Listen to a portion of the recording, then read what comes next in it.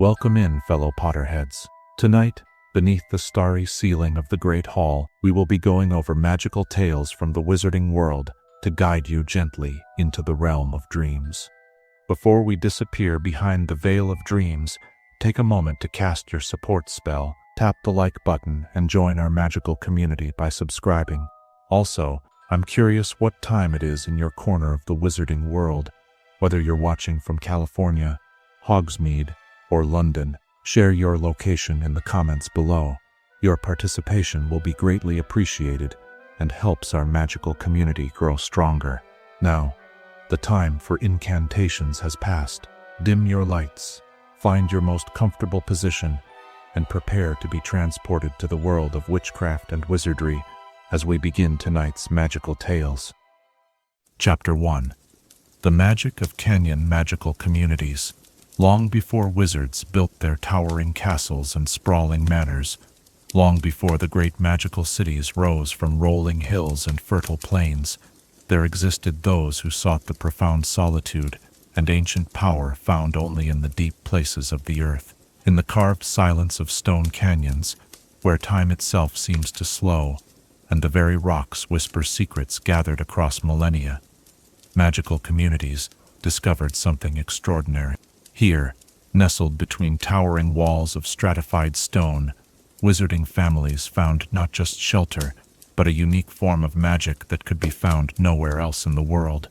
Imagine yourself standing at the rim of such a canyon in the early morning light, when the first rays of sun begin to paint the stone walls in shades of gold and crimson.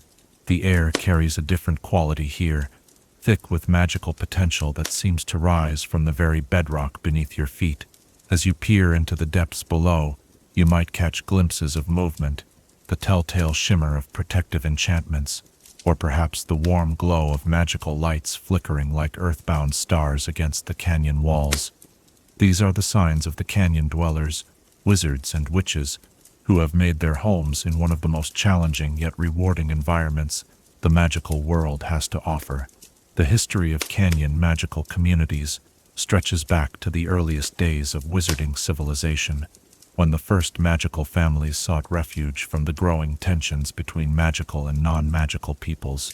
Unlike their counterparts who chose forests or remote islands, these pioneers were drawn to the canyons by something deeper than mere isolation.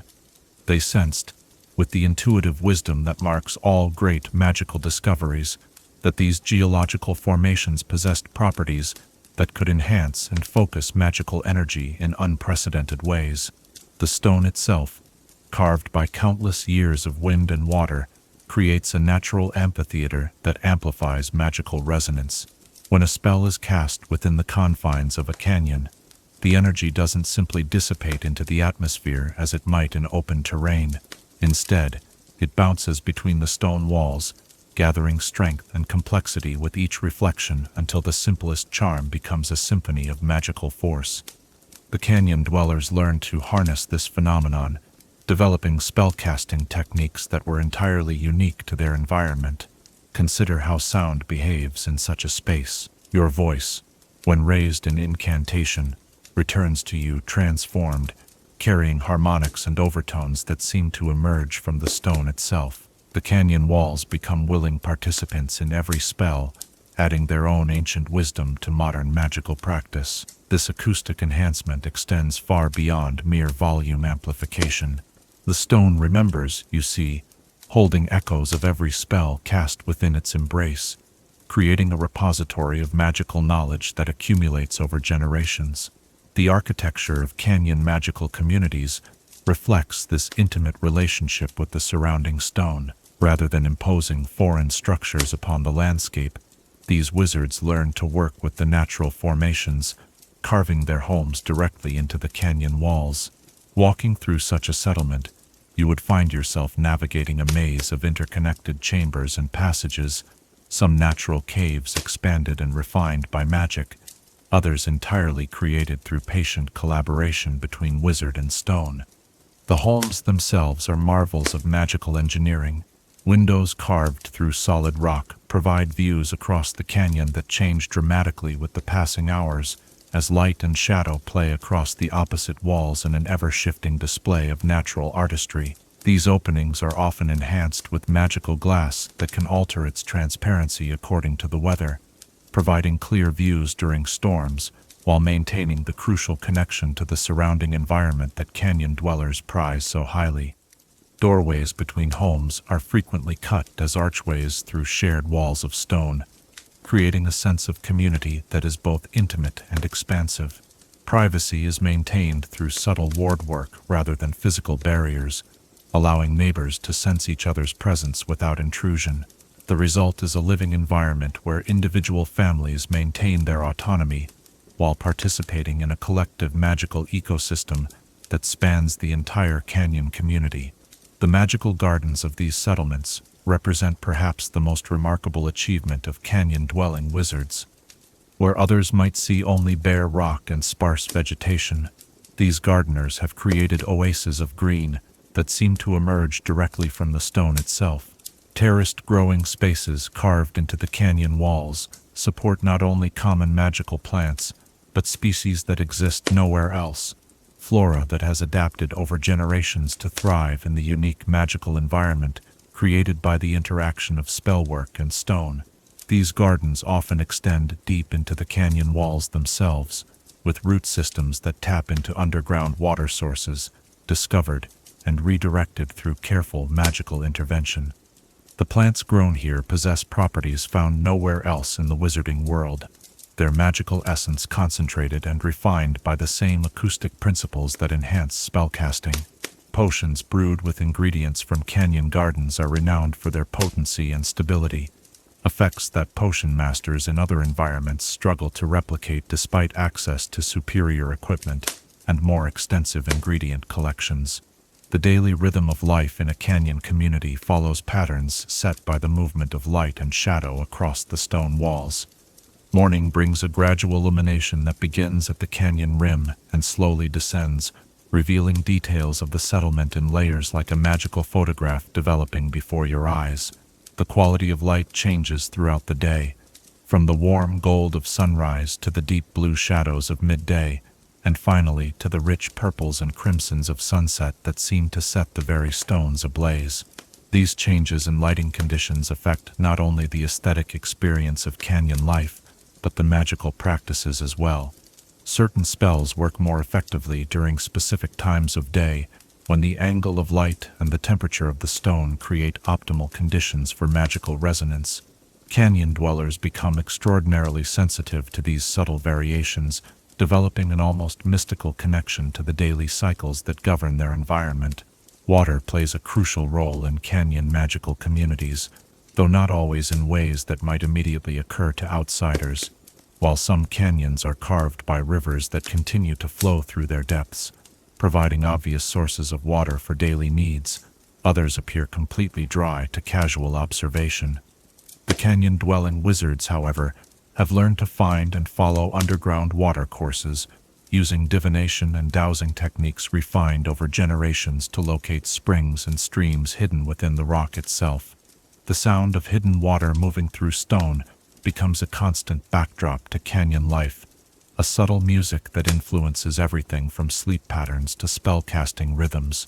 Children born in such communities often develop an intuitive ability to locate water sources, a skill that proves invaluable not only within their home canyon, but in their later travels throughout the wider wizarding world. The magical properties of water that has traveled through enchanted stone for extended periods are remarkable. Such water often develops healing properties that far exceed those of ordinary spring water, and when used in potion brewing, it can enhance the effectiveness of finished products by substantial margins. Some canyon communities have built their entire economies around the careful harvesting and trading of such magically enhanced water, developing preservation and transportation techniques that maintain its beneficial properties even when taken far from its source. Defense and protection in canyon communities present unique challenges and opportunities.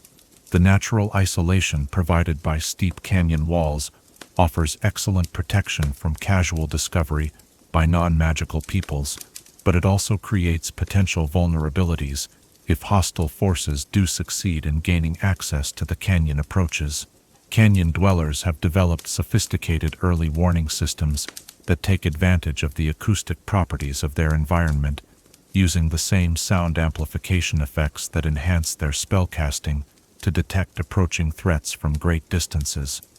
The defensive strategies employed by these communities often involve the canyon itself as an active participant in protection. Ward stones placed at strategic points throughout the canyon can create barriers of force that span from wall to wall, effectively sealing off sections of the community when necessary. More subtle defenses include illusions that make paths appear to lead to dead ends when viewed by uninvited visitors, and confusion charms that cause intruders to become lost in passages that canyon residents navigate easily. Perhaps most ingeniously, some canyon communities have developed defensive measures that turn the acoustic properties of their environment into weapons. Sound-based attacks that would be merely annoying in open terrain become devastating when amplified and focused by canyon walls, creating opportunities to incapacitate threats without causing permanent harm. These techniques require considerable skill and practice to master safely, as the same acoustic effects that enhance defensive spells can easily backfire on inexperienced practitioners. The education of young wizards and witches in canyon communities necessarily differs from that provided by traditional magical schools. The unique properties of the canyon environment require specialized knowledge and techniques that cannot be learned elsewhere, while the isolation of these communities means that children must often receive their early magical education from family members and neighbors rather than professional instructors. This localized approach to magical education has produced some unexpected benefits. Canyon-raised wizards often develop an unusually deep understanding of the fundamental principles underlying magical practice, having learned to work with natural forces rather than simply imposing their will through raw magical power. Their spellcasting tends to be more efficient and sustainable than that of their peers from other environments, as they have learned from childhood to work in harmony with the magical forces around them rather than against them. The relationship between canyon communities and the broader wizarding world varies considerably, depending on location and local circumstances. Some communities maintain regular contact with magical society, serving as sources of specialized knowledge and unique magical materials, while benefiting from access to goods and services that their isolated environment cannot provide. Others choose near-complete isolation, emerging only rarely to trade for necessities that cannot be produced or obtained within the canyon itself. Those communities that do maintain contact with the outside world often find themselves serving as guardians of ancient magical knowledge that has been lost or forgotten in more accessible locations. The acoustic properties that make canyon environments so conducive to magical practice also make them excellent for preserving oral traditions, and many important magical techniques and historical accounts survive only in the memories of canyon dwellers who have maintained unbroken chains of transmission across generations. The seasonal changes that affect canyon communities create distinct periods of magical activity and rest that govern the rhythm of daily life. Winter brings a deep stillness that enhances meditation and study, as the stone walls retain warmth while providing protection from harsh weather. The acoustic properties of the canyon often become even more pronounced during cold weather, as the dense air carries sound more effectively, and the reduced ambient noise makes subtle magical phenomena more apparent. Spring arrives in canyon communities with dramatic suddenness, as water begins to flow more freely through hidden channels, and the angle of sunlight reaching the canyon floor shifts with the changing season. This period often marks the beginning of major magical undertakings, as the increased energy flowing through the canyon environment provides optimal conditions for complex spellwork and ritual magic. Summer brings challenges and opportunities in equal measure. The intense heat that can build up within the stone walls of a canyon requires careful magical management to maintain comfortable living conditions, but this same thermal energy can be harnessed to power ambitious magical projects that would be impossible during cooler seasons. Canyon dwellers often schedule their most demanding magical work during the hottest months, when the stone itself becomes a reservoir of energy that can be tapped to supplement their own magical reserves. Autumn represents a time of harvest and preparation as communities gather the magical materials they have cultivated throughout the growing season and begin preparations for the introspective period of winter.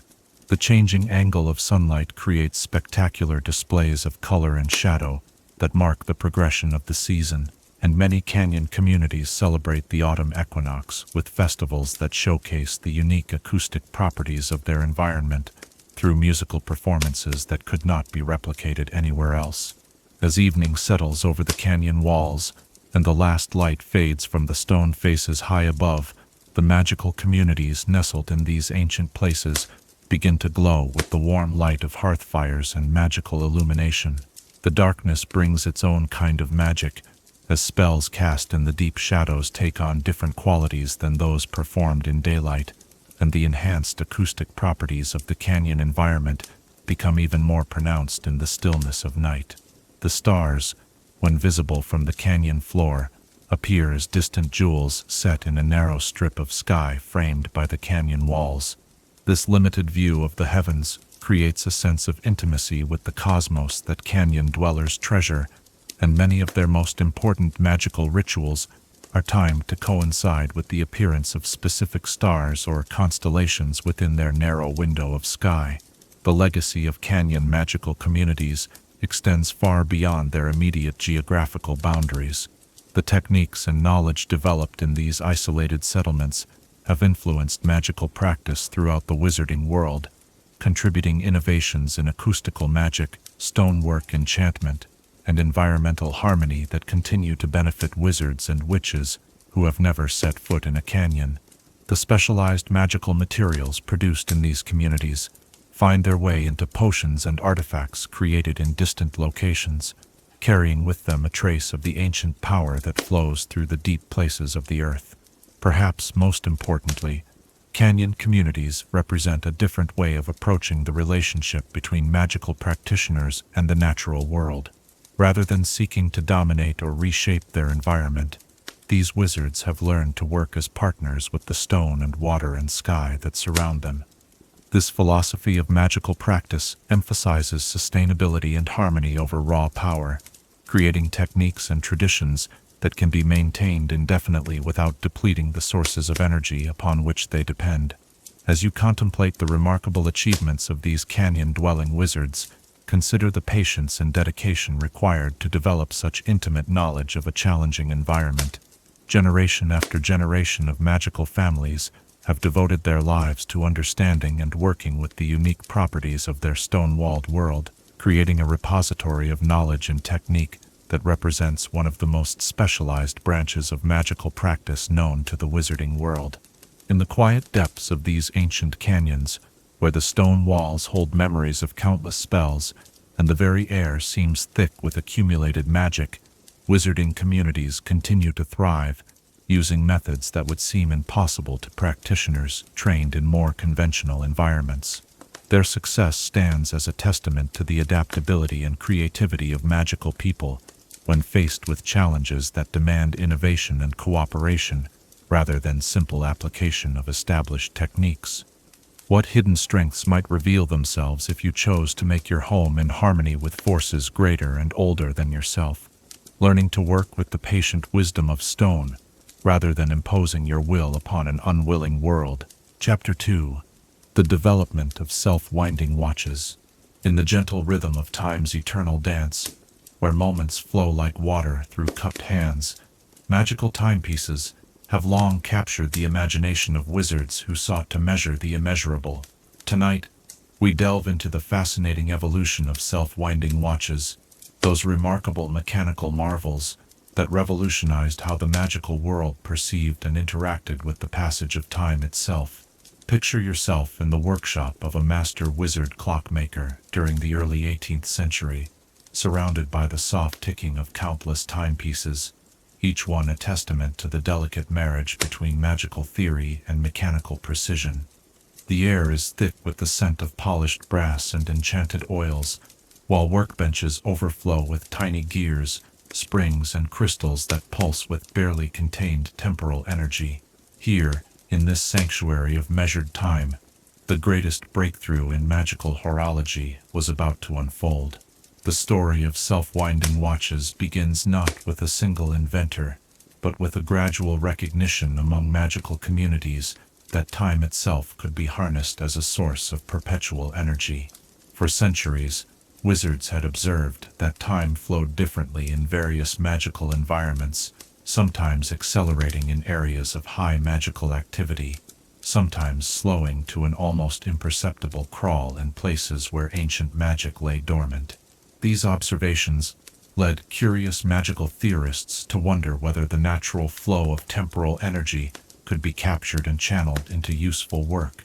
Early experiments in temporal mechanics proved both fascinating and dangerous. Ambitious wizards attempted to create clocks that would run faster than normal time, hoping to extend their working hours or accelerate slow-growing magical ingredients. Others sought to build timepieces that ran backwards, imagining they might somehow reverse the effects of aging or undo magical accidents. These early attempts, while unsuccessful in their grandiose goals, provided invaluable insights into the fundamental nature of temporal energy and its interaction with mechanical devices. The breakthrough came when a brilliant witch named Temporina Gearwright, working in her cluttered laboratory in the Swiss Alps, discovered that temporal energy naturally accumulated in certain crystalline structures when they were subjected to rhythmic motion. She observed that pendulums infused with these time-sensitive crystals would continue swinging long after their initial impetus should have been exhausted, drawing energy directly from the flow of time around them. Gearwright's discovery revolutionized the field of magical chronometry, but it was her apprentice, Cornelius Tickworth, who recognized the true potential of this temporal energy storage. Working with the natural motion of the human body, Tickworth developed a mechanism that could harvest the kinetic energy from everyday movements and transform it into temporal power through specially prepared crystal matrices. His first successful self-winding watch, completed in 1734, ran continuously for 3 years without any external winding, powered entirely by the wearer's daily activities. The mechanism itself was a marvel of both magical and mechanical engineering. At its heart lay a semicircular rotor, made from meteoric iron that had been exposed to temporal disturbances, giving it an unusual affinity for time-based energies. This rotor was suspended on jeweled bearings that had been blessed by time-turner craftsmen, allowing it to move freely in response to the slightest motion of the watch case. As the wearer moved throughout their day, the rotor would swing back and forth, winding a specially crafted mainspring that had been infused with temporal storage crystals. The mainspring itself represented a significant advancement in magical metallurgy. Traditional watch springs were made from steel that could store only mechanical energy, but Tickworth's innovation involved weaving temporal essence directly into the metal during its creation.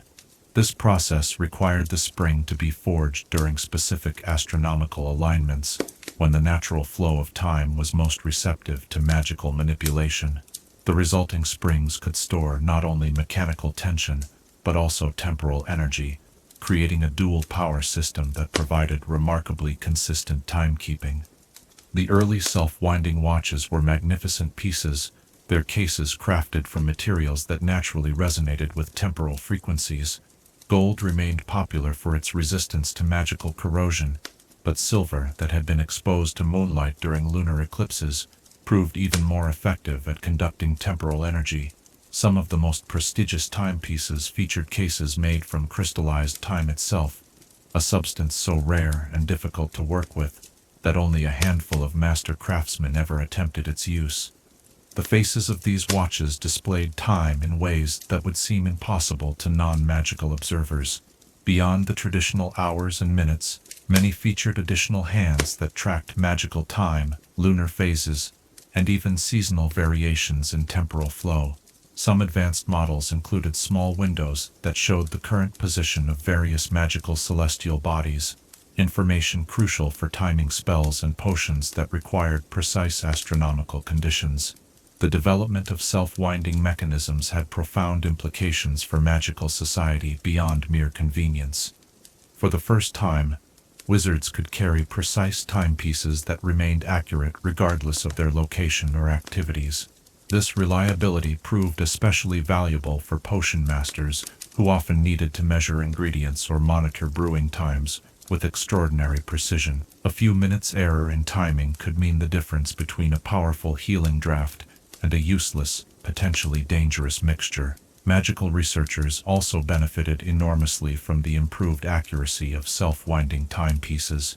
Experiments that required precise timing became more reliable, leading to advances in many fields of magical study.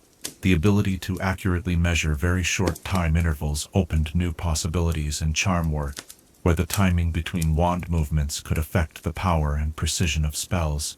Advanced practitioners learned to synchronize their magical techniques with the rhythmic ticking of their timepieces, creating a kind of temporal harmony that enhanced their spellcasting abilities. The production of self-winding watches required specialized facilities that few magical communities possessed.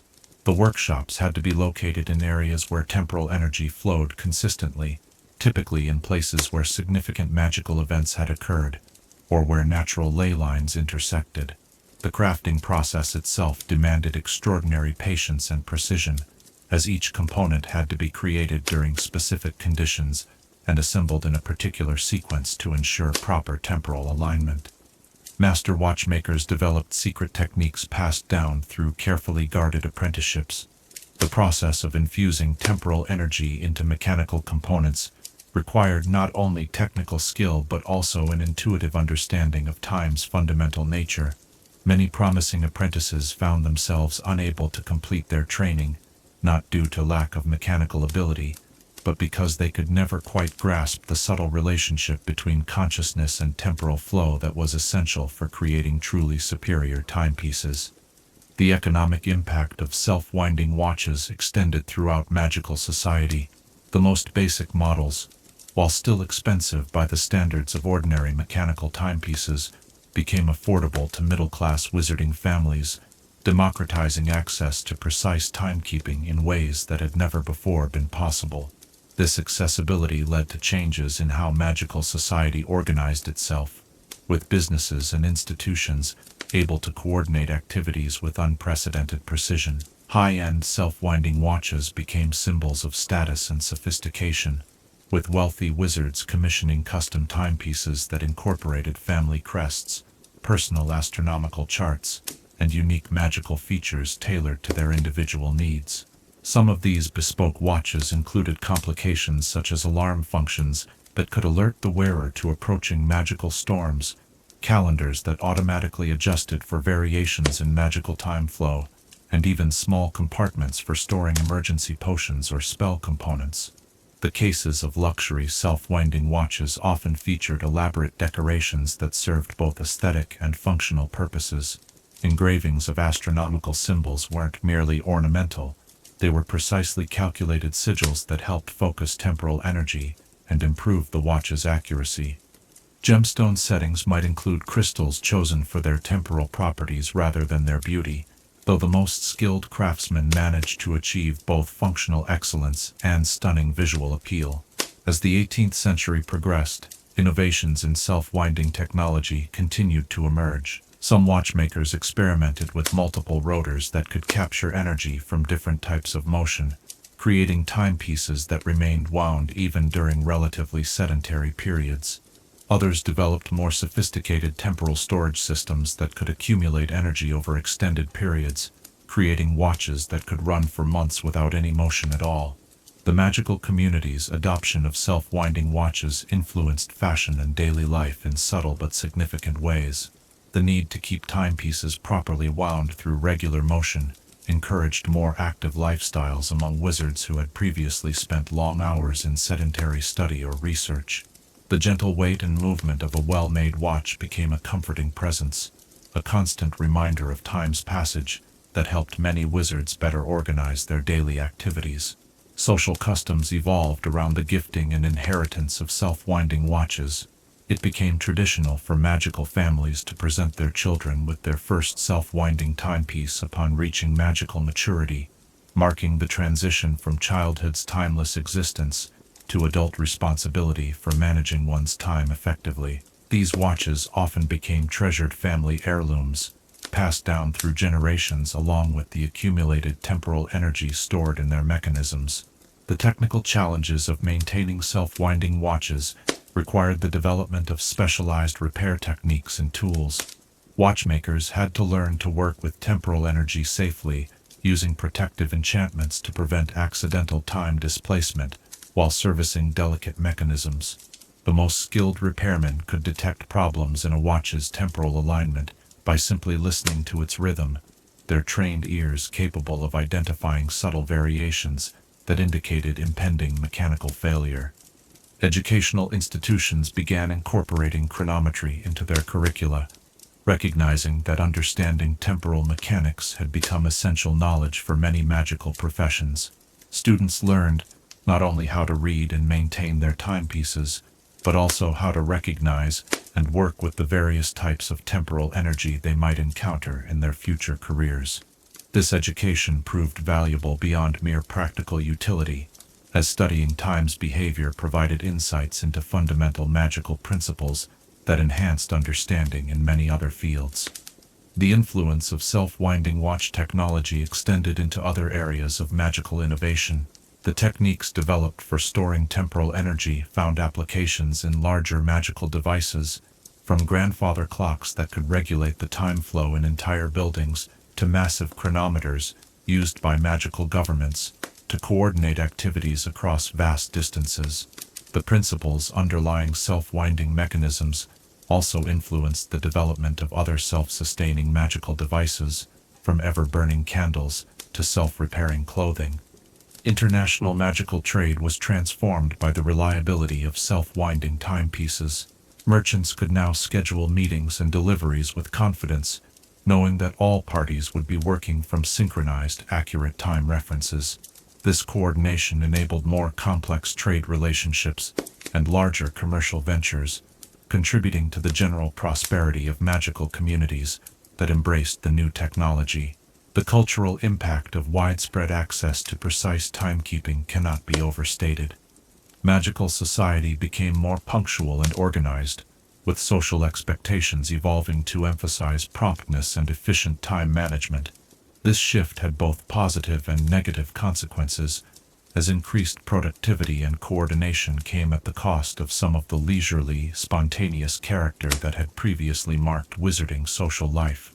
Regional variations in self-winding watch design reflected local magical traditions and available materials. Mediterranean magical communities favored timepieces that incorporated solar energy collection, using crystals that could store both temporal and solar power for enhanced reliability. Northern European wizards often preferred watches that drew additional energy from magnetic field fluctuations, taking advantage of their region's strong geomagnetic activity to supplement the temporal power storage.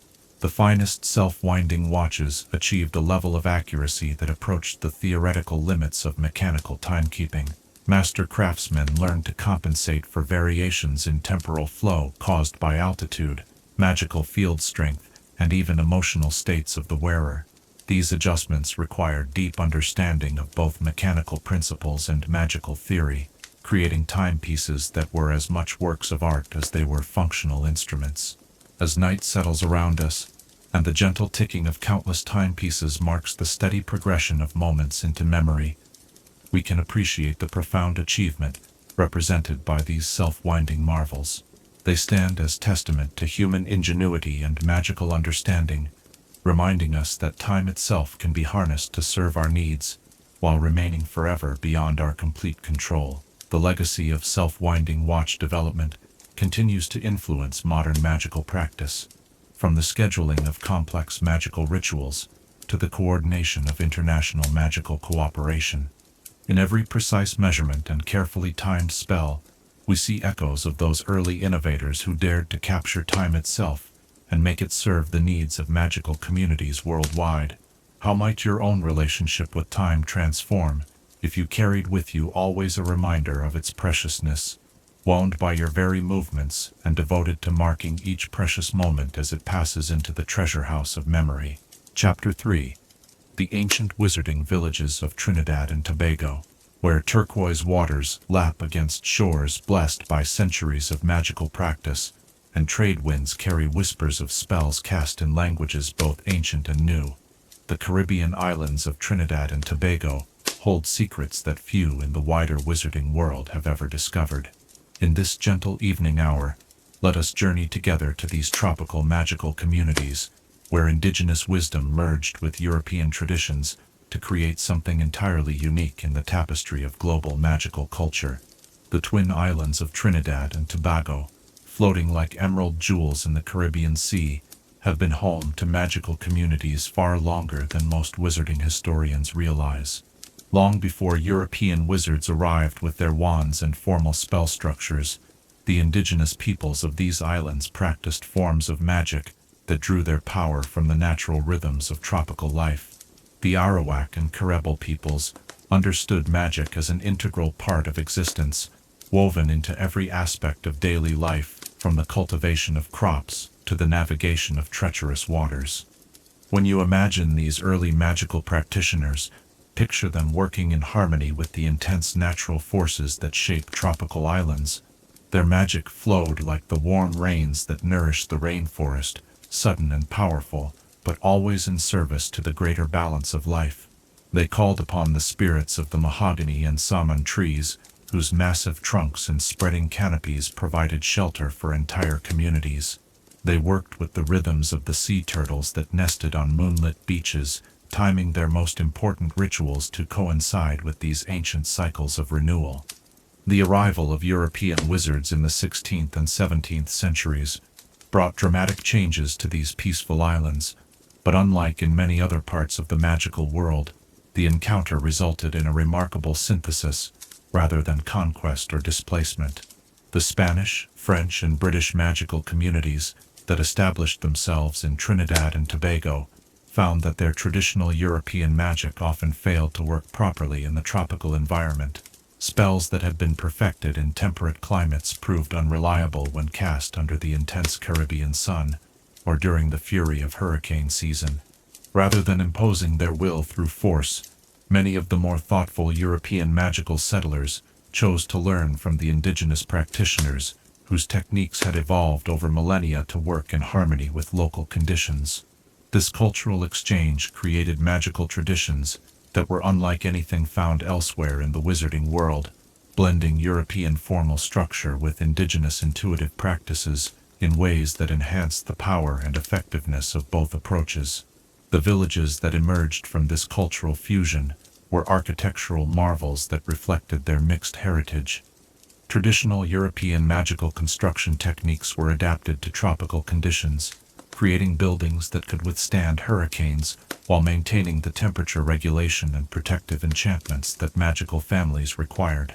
Indigenous building traditions contributed elevated structures that took advantage of cooling breezes and natural drainage, while sophisticated ward systems protected communities from both magical and mundane threats.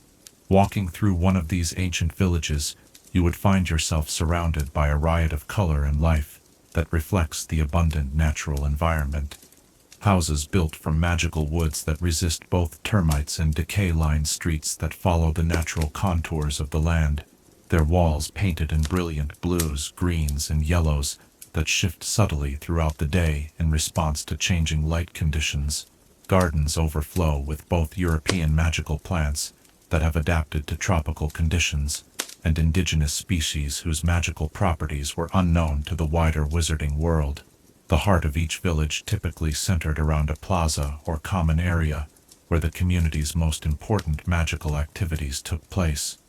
These spaces were designed to accommodate both formal European-style magical ceremonies and the more fluid participatory rituals of indigenous tradition. Stone circles might stand alongside carved totems, while European-style fountains shared space with traditional fire circles used for purification ceremonies. The magical practices that developed in these villages drew their power from the unique combination of cultural traditions and environmental factors that shaped island life. European potion-making techniques were revolutionized by the introduction of tropical ingredients, whose properties had never been studied by continental wizards. Fruits like the cacao pod, already sacred to indigenous magical practitioners, were combined with European brewing methods to create potions of extraordinary potency and complexity. Healing magic in particular flourished in this environment, as practitioners learned to combine the diagnostic precision of European medical magic with indigenous knowledge of tropical medicinal plants. The abundance of fresh water, fertile soil, and year-round growing seasons allowed for the cultivation of magical gardens whose diversity and productivity amazed visitors from other magical communities. Healers in Trinidad and Tobago developed treatments for magical ailments that continental practitioners had considered incurable, using combinations of ingredients and techniques that were simply unavailable elsewhere. The island's position in the Caribbean trade routes brought them into contact with magical communities throughout the Americas and beyond. African magical traditions arrived with enslaved peoples who managed to preserve and practice their ancestral knowledge despite the horrific conditions of slavery. These traditions added yet another layer to the complex magical culture of the islands, contributing powerful protective magic, sophisticated divination techniques, and healing practices that complemented and enhanced the existing fusion of European and indigenous knowledge. The result of this cultural mixing was a magical practice that was remarkably inclusive and adaptive. Practitioners in Trinidad and Tobago became skilled at recognizing the underlying principles that connected different magical traditions, allowing them to combine techniques from various cultures in ways that enhanced rather than conflicted with each other. This synthetic approach to magic made the island's practitioners extraordinarily versatile, able to work effectively with visiting wizards from almost any magical tradition. The natural environment of the islands provided unique opportunities for magical practice that continental wizards could hardly imagine.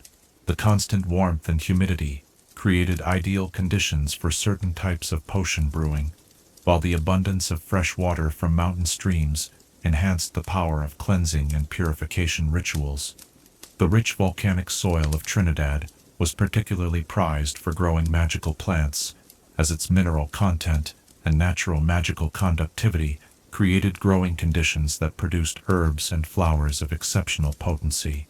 Hurricane season brought its own magical opportunities, as the tremendous energies unleashed by these storms could be carefully channeled and stored for later use. Experienced practitioners learned to work with the atmospheric disturbances that preceded major storms, using the electrical and wind energies to power large-scale magical workings that would have been impossible under normal conditions.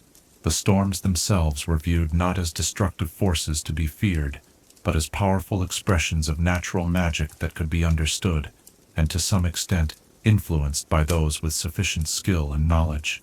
The coral reefs surrounding the islands provided another unique magical resource. These living ecosystems, with their incredible diversity of species and complex ecological relationships, served as natural laboratories for studying the interactions between different forms of magical energy. Marine magic flourished in this environment, with practitioners developing techniques for underwater spellcasting and communication with sea creatures that were far in advance of anything practiced in European magical communities. The cultural traditions that developed around music and dance in Trinidad and Tobago had deep magical significance that went far beyond mere entertainment. The rhythmic patterns of traditional music were discovered to have powerful effects on magical energy flow, allowing practitioners to enhance their spellcasting through synchronized movement and sound. Group rituals that combined music, dance, and magic became central to community life, creating shared experiences that strengthened both individual magical abilities and community bonds. Carnival, the great annual celebration that became Trinidad's most famous cultural export, originated in magical rituals that celebrated the turning of the seasons and the renewal of magical energies. The elaborate costumes worn during these celebrations were often enchanted items that served both decorative and protective functions, while the music and dancing served to raise and focus magical energy for community-wide workings that ensured prosperity and protection for the coming year. The steel drum, invented in Trinidad during the 20th century, proved to have remarkable magical properties that were quickly recognized and exploited by the island's magical communities. The resonant frequencies produced by these instruments were found to enhance certain types of spellcasting, while their portability made them ideal tools for mobile magical practitioners. The unique tonal qualities of steel drums created harmonic patterns that could influence magical energy in ways that traditional European instruments could not match. The cuisine of magical Trinidad and Tobago reflected the same cultural fusion that characterized other aspects of island life. Traditional cooking techniques were enhanced with magical methods that preserved nutrients and enhanced flavors while imbuing food with beneficial magical properties. The use of extremely hot peppers in local cuisine served both culinary and magical purposes, as these plants contained natural magical compounds that enhanced the body's ability to process and channel magical energy. The practice of curry making, introduced by immigrants from India, became a form of potion brewing in its own right. The complex spice blends used in traditional curries were found to have properties similar to magical catalysts, allowing practitioners to create foods that provided temporary magical enhancements to those who consumed them. Cooking became a recognized magical discipline, with master chefs achieving effects through food preparation that rivaled those produced by formal potion brewing. The educational systems that developed in magical Trinidad and Tobago were necessarily different from those found in more homogeneous magical communities. Young wizards and witches learned not only the formal magical curriculum common to European education, but also indigenous magical techniques and the synthetic approaches that had evolved from cultural mixing. This broad-based education produced practitioners who were unusually flexible and creative in their magical work, able to draw upon multiple traditions as circumstances required. The mentorship systems that connected experienced practitioners with young students reflected the communal values that characterized island culture, rather than the formal master-apprentice relationships common in European magical education.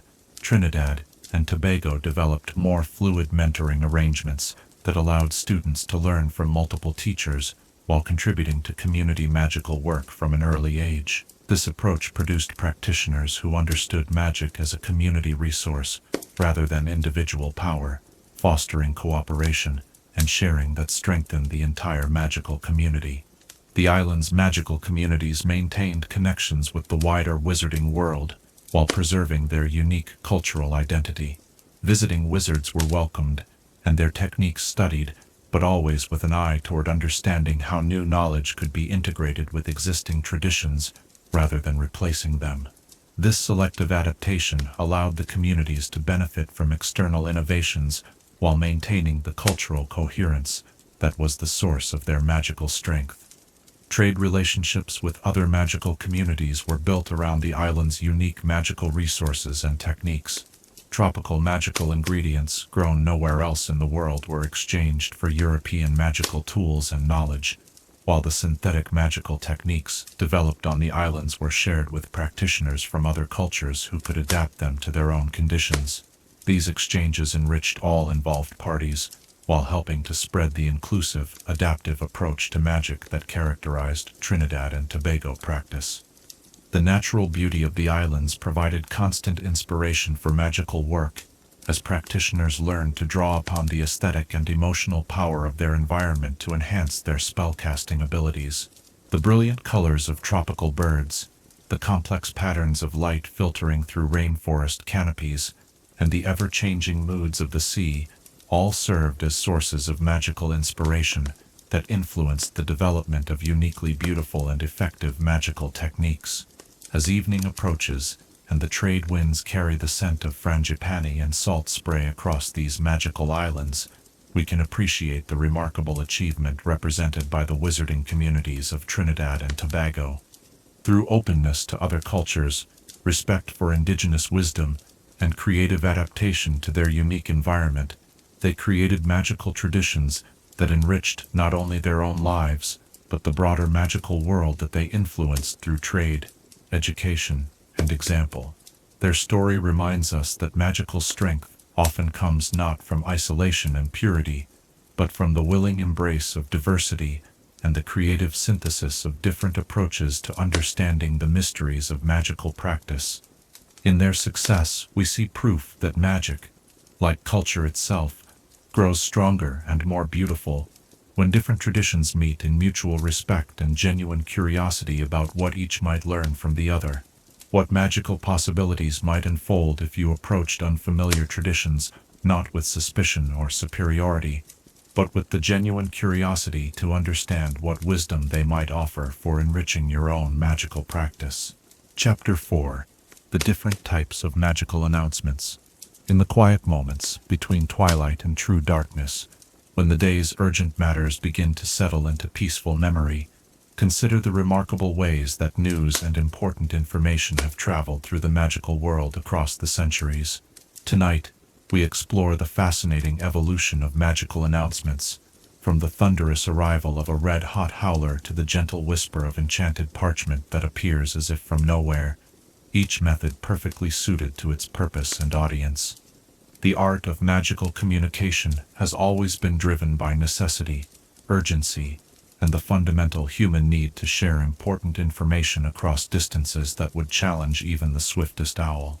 Unlike the non-magical world, where messages travel at predictable speeds through known channels, magical announcements must navigate the complex realities of a world where space and time can be bent, where recipients might be hidden behind powerful protective charms, and where the very nature of the message might require magical enhancement to be properly understood.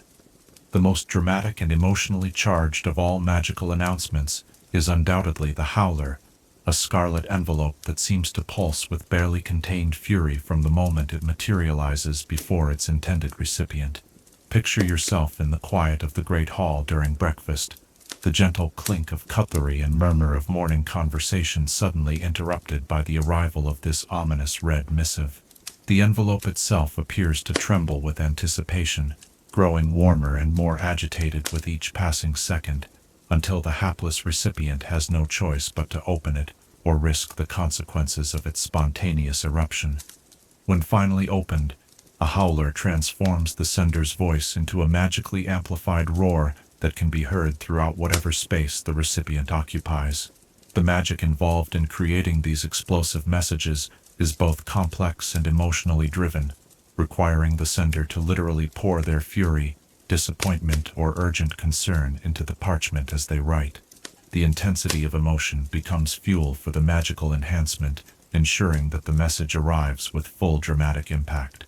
The creation of a howler requires specific materials and techniques that have been refined over centuries of use. The scarlet parchment must be prepared from fibers that have been exposed to concentrated emotional energy, often through extended exposure to areas where strong feelings have been repeatedly expressed. The ink used for writing howlers contains compounds that react to emotional intensity, growing brighter and more potent as the writer's feelings intensify. The sealing process involves more than mere folding. Complex charms must be woven into the envelope to contain the explosive energy until the moment of opening. While howlers serve their purpose for urgent, emotionally charged communications, the vast majority of magical announcements require more subtle and sophisticated delivery methods. The Daily Prophet and other magical newspapers represent one of the most successful innovations in mass magical communication, using enchantments that allow printed words to move across the page, images to shift and change, and even limited interactive features that respond to reader interest. The printing process for magical newspapers involves far more than the mechanical reproduction of text and images familiar to non-magical publishing. Each copy must be individually enchanted to ensure that moving photographs retain their animation, that headline text can resize itself based on the importance of breaking news, and that weather reports can update themselves throughout the day to reflect changing conditions. The magical printing presses used for this work are marvels of both mechanical and magical engineering, capable of imbuing thousands of copies with complex enchantments, while maintaining consistent quality and reliability. Subscription delivery systems for magical newspapers employ networks of trained owls, whose routes and schedules are coordinated with mathematical precision.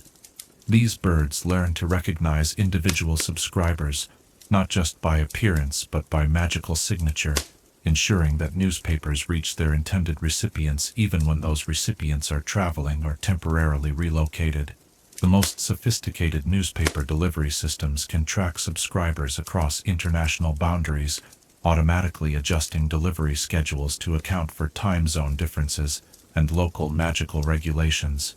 Personal announcements within magical communities often take the form of enchanted invitations that serve multiple purposes beyond simple information delivery. Wedding invitations, for instance, commonly include charms that allow recipients to respond instantly by touching specific words on the parchment, with their responses appearing automatically on corresponding lists maintained by the hosts.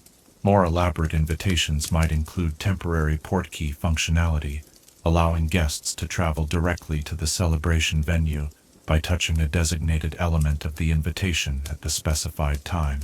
Birth announcements in magical families frequently incorporate protective charms that ensure the news reaches only intended recipients, while automatically filtering out potentially harmful responses.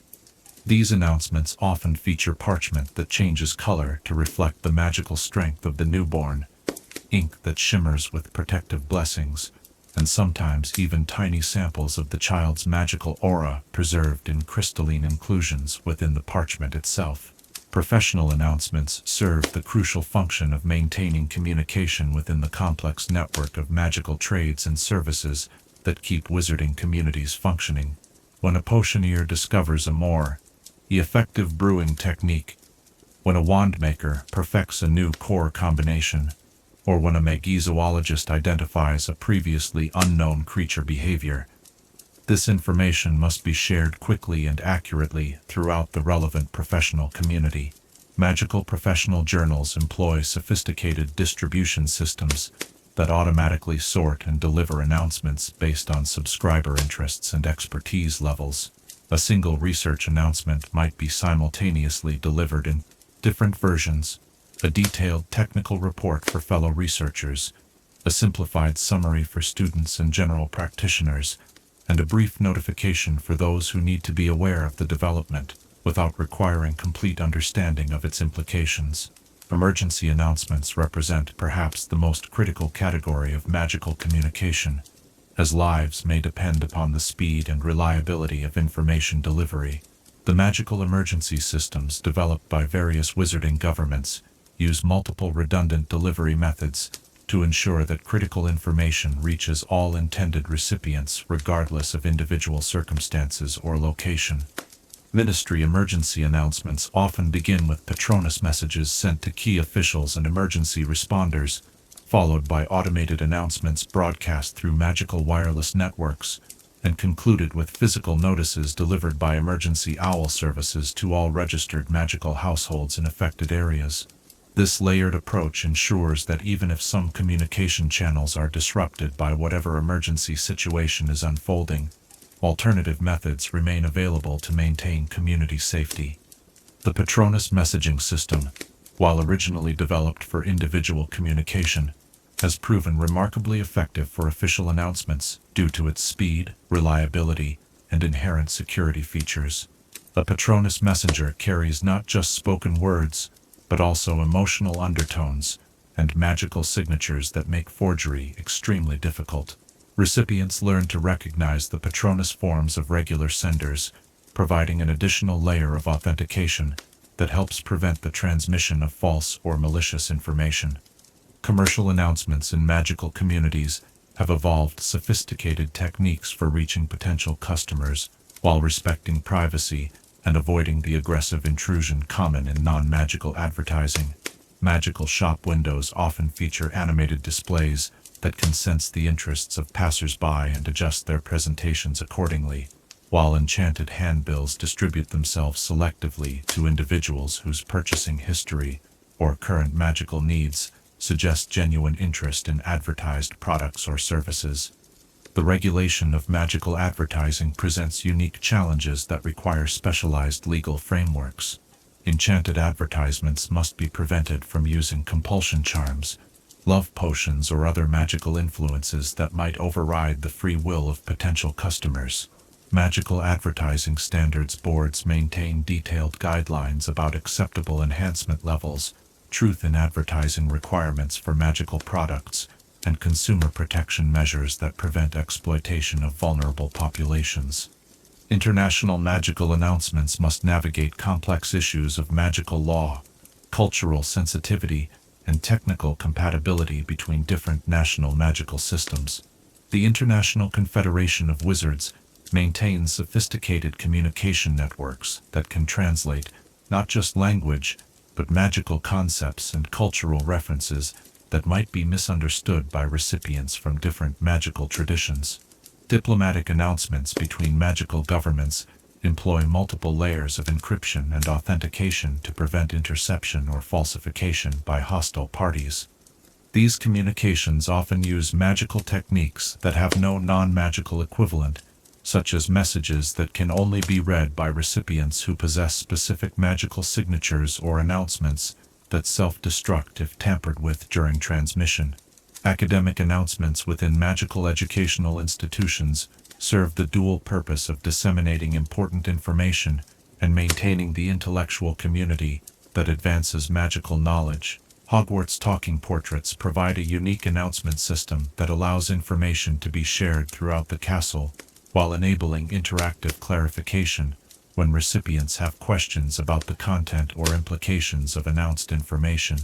The magical notice boards found in common areas of magical institutions often feature parchments that update themselves automatically as situations change, ensuring that students and staff always have access to current information about schedules, policy changes, or upcoming events. These boards can be programmed to highlight announcements based on individual relevance, making it easier for community members to identify information that specifically affects them. Seasonal announcements in magical communities often incorporate thematic elements that enhance both their informational content and their aesthetic appeal. Christmas party invitations might feature snow that continues falling throughout the reading period, while Halloween celebration announcements could include parchment that transforms into autumn leaves as recipients finish reading the details. Historical preservation efforts ensure that important magical announcements are maintained for future reference and study. The Ministry of Magic maintains extensive archives of significant announcements dating back centuries, providing researchers with insights into how magical communication techniques have evolved and how different historical periods approached the challenge of information dissemination. The psychological aspects of magical announcement design reflect deep understanding of how magical people process and respond to different types of information. Urgent announcements use color schemes and magical enhancement techniques that naturally draw attention and convey the importance of immediate action, while routine informational announcements employ more subtle approaches that provide necessary information without causing unnecessary alarm or disruption. Cultural variations in magical announcement practices reflect the diverse traditions and values of different magical communities around the world. Some cultures favor direct, explicit communication styles that leave little room for misinterpretation, while others prefer more subtle, contextual approaches that require recipients to infer meaning from carefully chosen words and magical signatures. The future development of magical announcement systems continues to evolve as new magical techniques are discovered and existing methods are refined. Experimental communication methods currently under development include consciousness-to-consciousness message transmission that bypasses physical media entirely, temporal announcement systems that can deliver messages at precisely the moment when recipients are most able to act upon the information, and collective announcement networks that allow entire communities to share information instantaneously. As the evening deepens and our exploration of magical communication draws toward its gentle conclusion, we can appreciate the remarkable sophistication that wizarding communities have achieved in their methods of sharing information. From the explosive drama of a howler to the subtle elegance of an enchanted invitation, each type of magical announcement reflects both the technical capabilities and cultural values of the magical world. These communication systems serve not merely as information delivery mechanisms, but as vital threads in the social fabric that binds magical communities together, ensuring that important news, urgent warnings, joyful celebrations, and routine information all reach their intended audiences with the speed, accuracy, and appropriate emotional tone that each situation requires. What kind of magical announcement would you choose to deliver the most important message of your life, and what enchantments would you weave into it to ensure that its significance resonates in the hearts of those who receive it? Chapter 5. The Wizarding Understanding of Magic and Discipline. In the profound stillness that comes when ambition meets wisdom, when raw power learns to serve higher purpose rather than demand immediate gratification, we find one of magic's most essential and challenging lessons. As shadows lengthen and day surrenders to the contemplative quiet of evening, let us explore the delicate relationship between magical ability and the discipline required to wield it responsibly, a balance that has shaped every great wizard and witch throughout history. The concept of magical discipline extends far beyond simple rule following or adherence to institutional authority. True magical discipline represents the conscious choice to channel one's abilities according to principles that serve not just immediate desires, but long-term wisdom and ethical responsibility. It is the recognition that with great power comes not just great responsibility, but great temptation, and that the strongest magic often requires the gentlest touch. Picture yourself as a young witch or wizard, experiencing magic for the first time, feeling the intoxicating rush of power flowing through your wand, the exhilarating realization that you can reshape reality with a thought and a gesture. In that moment of discovery, you stand at a crossroads that will define your entire magical journey. Will you pursue power for its own sake, seeking ever greater displays of magical might, or will you choose the more difficult path of learning to use your abilities with precision, restraint, and wisdom? The greatest magical educators have always understood that teaching spells and techniques is only a small part of magical education. The more crucial and challenging task is helping young magical practitioners develop the internal compass that will guide their use of magic throughout their lives.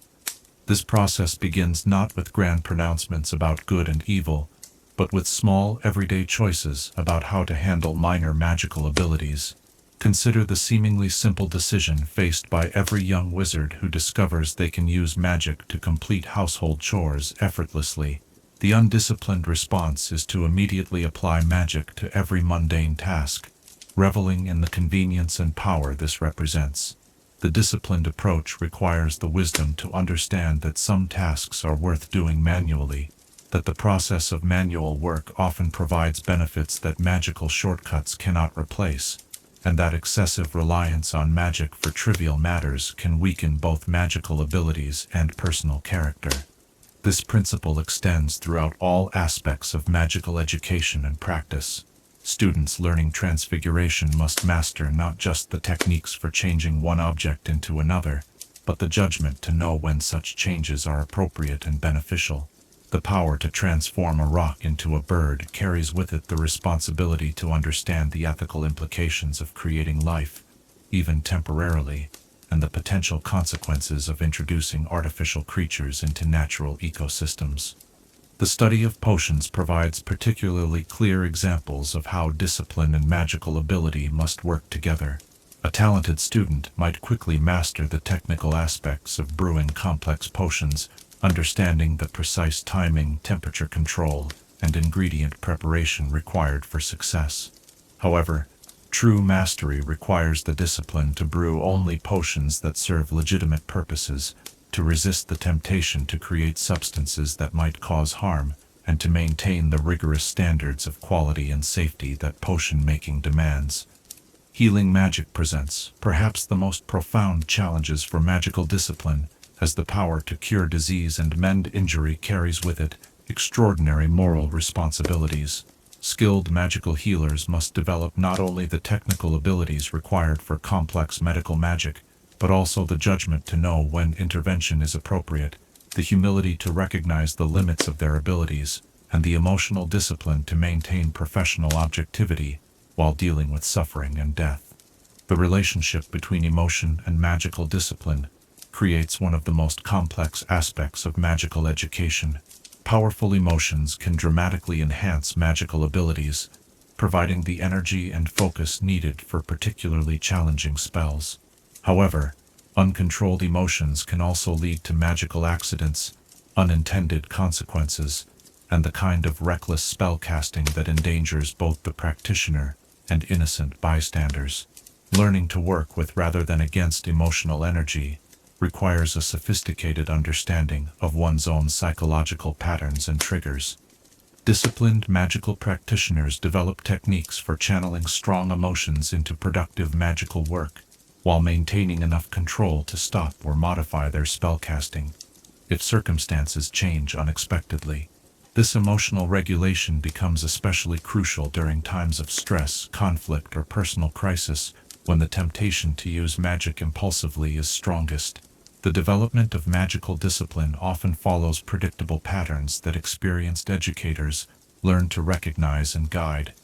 Young practitioners typically begin with enthusiasm that far exceeds their judgment, attempting spells beyond their abilities and using magic inappropriately in social situations. This phase serves an important purpose, as making mistakes in low-stakes situations helps develop the practical wisdom that will prevent more serious errors later. The next phase typically involves overcorrection, as developing wizards become so concerned about using magic inappropriately that they become hesitant to use their abilities, even when such use would be perfectly appropriate and beneficial. This cautious phase, while sometimes frustrating for energetic young practitioners, provides essential practice in evaluating situations carefully before acting and in considering the potential consequences of magical intervention.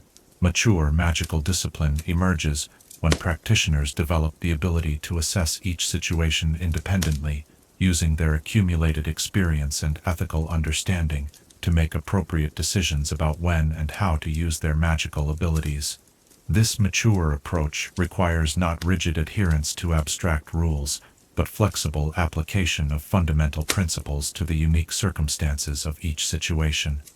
The institutional structures of magical education reflect deep understanding of how discipline develops over time. Hogwarts and similar schools carefully control which spells students learn at different ages, ensuring that young wizards master simpler magic thoroughly before advancing to more powerful and potentially dangerous techniques. This graduated approach allows for the development of both technical skill and practical wisdom in parallel. The house system at Hogwarts provides additional structure for developing magical discipline by creating communities with different approaches to balancing individual ambition with collective responsibility. Gryffindor courage, Hufflepuff loyalty, Ravenclaw wisdom, and Slytherin cunning each represent different aspects of the disciplined character that great wizards must develop, and the interaction between houses helps students appreciate the value of approaches that differ from their natural inclinations. Professional magical careers require specialized forms of discipline that extend beyond the general principles taught in magical education. Aurors must develop the ability to use potentially lethal magic in life-threatening situations, while maintaining strict adherence to legal and ethical guidelines that protect innocent people. This requires not just technical skill but extraordinary mental discipline and the ability to make complex moral judgments under extreme pressure. Magical researchers face different but equally challenging disciplinary requirements. The pursuit of magical knowledge can become obsessive, leading researchers to take dangerous risks or ignore ethical considerations in their eagerness to advance understanding. Disciplined magical research requires the wisdom to balance curiosity with caution, to consider the potential applications of new discoveries, and to share knowledge responsibly with the broader magical community. The regulation of magical practice by governmental authorities represents society-level attempts to maintain collective magical discipline. Laws restricting the use of magic around non-magical people, regulations governing the trade in magical substances, and prohibitions against certain forms of magic all reflect social recognition that individual magical discipline alone is insufficient to prevent harm to innocent people. However, external regulation can never replace internal discipline, and the most effective magical laws are those that support and reinforce the development of personal ethical standards, rather than simply imposing punishments for violations. The best magical governance structures create incentives for responsible magical practice, while providing education and support for practitioners who struggle with disciplinary challenges.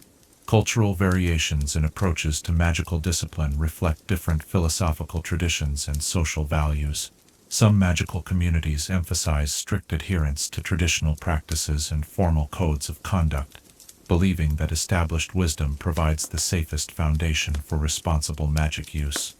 Others favor more individualistic approaches that encourage personal moral development and situational judgment, trusting practitioners to develop their own ethical frameworks through experience and reflection. The apprenticeship systems that have traditionally connected experienced magical practitioners with developing students provide crucial opportunities for learning discipline through observation and guided practice. Working closely with a master allows students to see how disciplined practitioners handle complex situations, make difficult decisions, and balance competing priorities in their daily magical work. These mentoring relationships often extend far beyond technical instruction to include guidance on personal development, ethical reasoning, and the integration of magical abilities with overall life goals.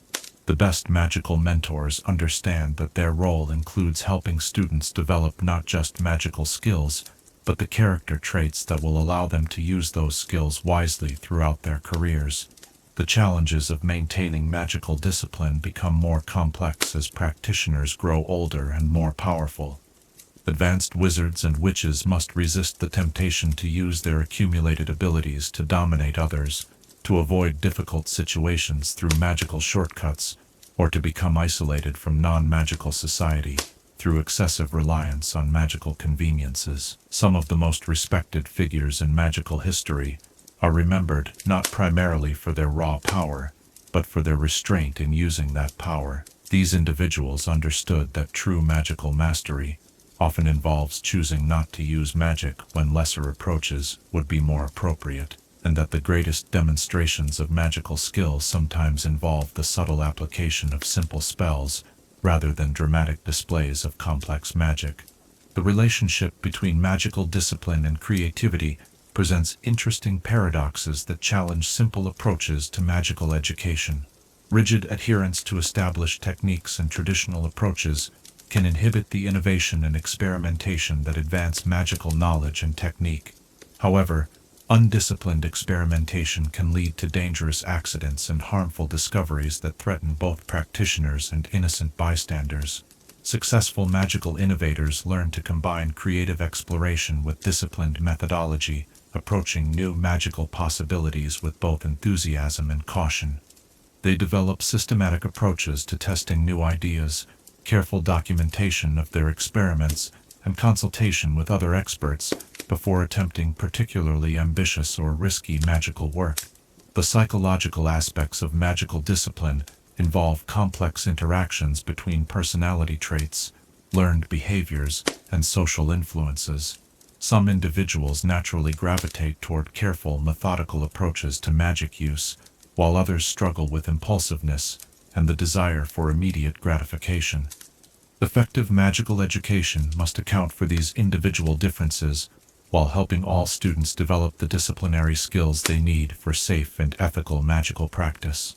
The support systems that help magical practitioners maintain discipline throughout their careers include professional organizations, continuing education programs, and peer networks that provide both practical guidance and emotional support during challenging periods. These communities help prevent the isolation and moral drift that can affect practitioners who work alone or in specialized fields with limited oversight.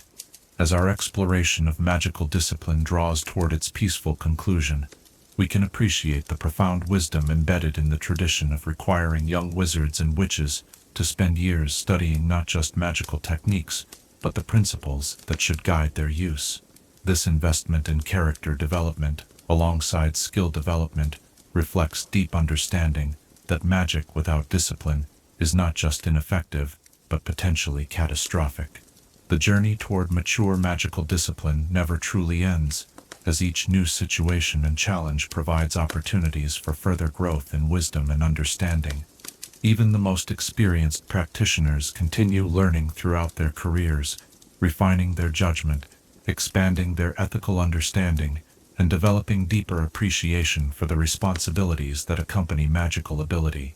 In what ways might cultivating discipline in small, everyday choices prepare you for the moments when truly important decisions demand the wisdom to choose principle over convenience, service over self-interest, and long-term benefit over immediate gratification? Chapter 6. The Magic of Ancient Slovakia. Beneath the soaring peaks of the Carpathian Mountains, where ancient forests whisper secrets in languages older than recorded history, the land we now know as Slovakia has harbored magical traditions of extraordinary depth and complexity for thousands of years. As moonlight filters through our window and the world settles into contemplative stillness, let us journey together to this crossroads of Central Europe, where Slavic mysticism, Celtic wisdom, and Germanic magical traditions converge to create something uniquely powerful and enduring. The magical heritage of Slovakia stretches back to the earliest Indo-European settlements, when nomadic tribes following herds of aurochs and wild horses first encountered the mystical energies that flow through the Danube River Valley and radiate from the crystalline heart of the Carpathian Range. These ancient peoples discovered that the land itself possessed consciousness, a sleeping giant of geological age whose dreams shaped the flow of magical energy throughout the region in patterns that remain largely unchanged today. Picture yourself standing in one of Slovakia's primeval forests during the early centuries of human settlement, surrounded by oak trees, whose massive trunks have witnessed the rise and fall of empires, their roots extending deep into soil, enriched by thousands of years of accumulated magical practice. The air itself seems to shimmer with potential, thick with the accumulated wisdom of countless generations of magical practitioners who learned to work in harmony with the natural forces that make this region unique among the magical landscapes of Europe. The earliest Slovak magical traditions developed around the concept of the domovoi, protective spirits that dwelt within human habitations and helped maintain the delicate balance between the mundane and magical worlds. These household guardians were not simply mythological figures, but actual magical entities that formed symbiotic relationships with human families, providing protection from harmful magic in exchange for respectful treatment and small offerings of food and drink. The cultivation of relationships with domovoi required sophisticated understanding of magical etiquette and spiritual diplomacy. Families learned elaborate protocols for communicating with their household spirits, including specific rituals for introducing new family members, seasonal ceremonies to renew protective contracts, and careful management of household activities to avoid disrupting the spirit's work. These traditions created magical households that were far more secure and harmonious than those in regions where such partnerships had never developed. The influence of Celtic Druids, who established major settlements in what is now Slovakia during the final centuries before the Common Era, introduced formal magical education systems and sophisticated approaches to working with natural magical energies. The Druids recognized the exceptional magical potential of the Slovak landscape and established training centers that attracted students from throughout Central Europe. These ancient schools developed techniques for crystal magic, forest communion, and weatherworking that would influence magical practice in the region for millennia to come. The sacred groves maintained by Slovak Druids served as living libraries where magical knowledge was preserved in the growth patterns of specially cultivated trees, the arrangements of standing stones, and the seasonal cycles of magical plants whose life rhythms encoded complex information about spellcasting techniques and ritual procedures. Walking through these groves was itself a form of magical education, as sensitive practitioners could read the accumulated wisdom stored in every aspect of the carefully maintained environment. Germanic magical influences arrived with the migration of various tribal groups during the early centuries of the Common Era, bringing traditions of runic magic, metalworking enchantments, and sophisticated approaches to defensive magic that complemented existing Slovak practices. Rather than displacing earlier traditions, these new influences were gradually integrated into a synthetic magical culture that drew strength from its diversity, while maintaining coherent underlying principles. The development of runic alphabets specifically adapted to the Slovak magical environment represents one of the most significant innovations of this period. Traditional Germanic runes were modified to incorporate symbols representing the unique magical phenomena found in the Carpathian region, creating writing systems that could encode magical instructions with unprecedented precision and reliability. These enhanced runic systems allowed for the creation of permanent magical inscriptions that retained their power for centuries, while remaining accessible only to practitioners trained in the proper interpretation techniques. The arrival of Slavic peoples during the 6th and 7th centuries brought the final major influence that shaped classical Slavic magical culture. Slavic magical traditions emphasized community-based ritual practices, seasonal celebrations that aligned human activities with natural cycles, and sophisticated approaches to divination that drew upon collective wisdom rather than individual insight. These traditions provided the social framework within which earlier magical influences could be fully integrated into daily life. The Slavic concept of the Rusalka, water spirits that inhabited rivers, lakes, and springs throughout the Slavic landscape, introduced new dimensions to local magical practice. These entities were neither simply benevolent nor malevolent, but represented the unpredictable power of water itself, capable of both nurturing life and destroying those who failed to show proper respect. Learning to work with Rusalka required deep understanding of water magic and careful attention to the ecological balance that maintained their favor. The medieval period saw the establishment of formal magical institutions that preserved and transmitted the accumulated knowledge of Slovak magical tradition while adapting to changing political and social circumstances. The great castle complexes that dominated the Slovak landscape often included hidden chambers and passages designed specifically for magical practice, providing secure environments where sensitive magical work could be conducted away from the scrutiny of secular authorities. These castle-based magical centers served multiple functions within the broader magical community. They provided advanced education for promising students from throughout the region, maintained libraries of magical texts and artifacts, and served as neutral meeting places where practitioners from different magical traditions could share knowledge and coordinate responses to regional threats. The most important of these centers developed international reputations, attracting visitors from as far away as Scotland and the Byzantine Empire. The magical libraries maintained in these institutions represented extraordinary accumulations of knowledge that reflected the multicultural heritage of Slovak magical tradition. Texts written in Latin, Greek, various Germanic dialects, and early Slavic languages were preserved alongside collections of runic inscriptions, Druidic symbol systems, and indigenous Slovak magical notation that had no equivalent elsewhere in Europe.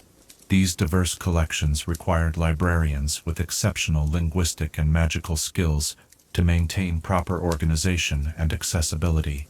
The craft traditions that developed in medieval Slovakia integrated magical techniques into practical production in ways that created goods renowned throughout Europe for their quality and durability. Slovak metalworkers developed techniques for forging weapons and tools that retained magical enhancements indefinitely, while textile workers created fabrics that provided protection against both physical and magical threats. These enhanced products became important trade goods that spread Slovak magical influence far beyond the region's political boundaries.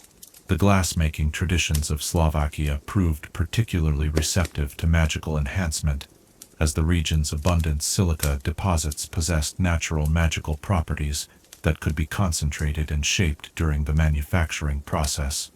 Slovak magical glass was prized for its clarity, durability, and ability to focus and amplify magical energies. Windows made from this glass could serve as scrying surfaces, while vessels crafted from it enhanced the potency of any potions stored within them. The agricultural magic developed in Slovakia reflected deep understanding of the relationship between human activity and natural cycles. Slovak farmers learned to time their planting, cultivation, and harvest activities according to magical as well as meteorological considerations, creating agricultural systems that were both more productive and more sustainable than conventional farming methods. These techniques allowed the region to support larger populations while maintaining the ecological balance necessary for continued magical practice. The seasonal festivals that marked the agricultural year became important community celebrations that reinforced social bonds while maintaining connection to the magical forces that govern natural cycles. The spring equinox celebrations included rituals for awakening dormant magical energies. Summer solstice festivals focused on gathering in ring magical power for use during the darker months. Autumn equinox ceremonies celebrated the harvest, while preparing for winter's introspective period, and winter solstice observances honored the returning light, while maintaining community solidarity during the challenging cold season. The musical traditions of Slovakia developed sophisticated relationships between sound and magical energy that influenced both ceremonial and practical magical work. Traditional Slovak folk melodies incorporated rhythmic and harmonic patterns that naturally resonated with local magical frequencies, making musical performance an effective method for raising and focusing magical energy. Professional musicians learned to enhance their performances with subtle magical techniques that could influence the emotions and magical receptivity of their audiences. The instrument-making traditions that supported these musical practices created tools that were as much magical implements as musical devices. Traditional Slovak instruments incorporated materials and construction techniques that enhanced their ability to channel magical energy, while decorative elements often included protective symbols and power-focusing designs that served functional as well as aesthetic purposes. Master instrument makers guarded their techniques carefully, passing them down through family lines, or carefully selected apprentices who could be trusted to maintain both technical standards and ethical practices. The healing traditions of Slovakia combined herbal medicine, energy work, and spiritual counseling in integrated approaches that addressed both physical symptoms and underlying magical imbalances. Slovak healers developed sophisticated diagnostic techniques that could identify magical causes of illness, while their treatment methods often involved community participation that strengthened social bonds while addressing individual health problems. The medicinal plants that grew wild throughout Slovakia's diverse ecosystems provided rich resources for healing magic, but the most powerful remedies often required careful cultivation under specific magical conditions. Slovak healers maintained specialized gardens where medicinal plants were grown, using techniques that enhanced their natural properties, while imbuing them with additional magical characteristics tailored to specific therapeutic applications. The defensive magic traditions of Slovakia reflected the region's strategic location at the crossroads of major migration routes and trade networks. Slovak magical practitioners developed sophisticated early warning systems that could detect approaching threats from great distances, protective barriers that could shield entire communities from magical attack, and diplomatic magic that could facilitate peaceful resolution of conflicts before they escalated to violence. The castle fortifications that dominated the Slovak landscape incorporated magical defensive elements that complemented their physical protection systems. Wardstones placed at strategic locations could create invisible barriers that would confuse or repel hostile forces, while magical watchtowers could provide surveillance capabilities that extended far beyond normal visual range. These defensive systems required constant maintenance by trained specialists who understood both the technical aspects of the magical installations and the strategic principles that governed their effective use. The educational systems that transmitted Slovak magical knowledge from generation to generation emphasized practical application alongside theoretical understanding. Students learned magical techniques through direct participation in community magical work, gaining experience while contributing to the collective welfare. This apprenticeship approach created practitioners who understood magic as a community resource rather than individual power, fostering cooperation and mutual support that strengthened the entire magical community. The preservation of magical knowledge through oral tradition required sophisticated memory techniques and storytelling practices that encoded complex information in memorable narrative forms. Professional storytellers served as living libraries, maintaining vast repertoires of tales that contained detailed magical instructions disguised as entertainment. These stories could be shared openly in mixed company, while remaining comprehensible only to those who possessed the interpretive keys necessary to decode their hidden meanings. As our exploration of ancient Slovak magic draws toward its gentle conclusion, we can appreciate the remarkable achievement represented by this multicultural synthesis of magical traditions. Through openness to external influences, respect for indigenous wisdom, and creative adaptation to their unique environment, the magical practitioners of Slovakia created traditions that enriched not only their own communities, but the broader European magical culture that they influenced through trade, education, and example. Their legacy reminds us that magical strength often emerges not from isolation and purity, but from the willing embrace of diversity and the creative integration of different approaches to understanding magical reality. In the forests and mountains of Slovakia, where ancient trees still whisper secrets to those who know how to listen, we find proof that magic grows strongest when different traditions meet in mutual respect and genuine curiosity about what each might learn from the other.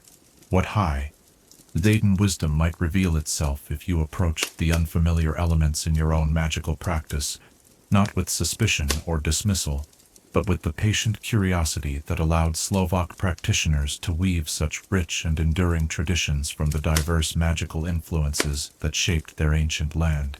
Chapter 7. The Historical Evolution of Magical Discipline.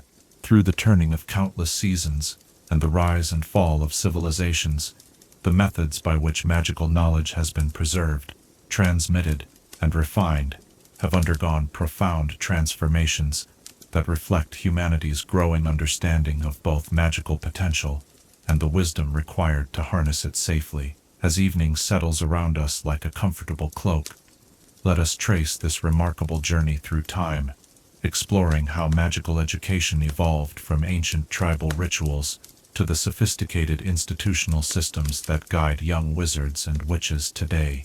In the earliest days of human magical practice, when our ancestors first discovered their ability to influence the world through will and intention, discipline was not a formal concept, but rather a survival necessity, learned through trial and error.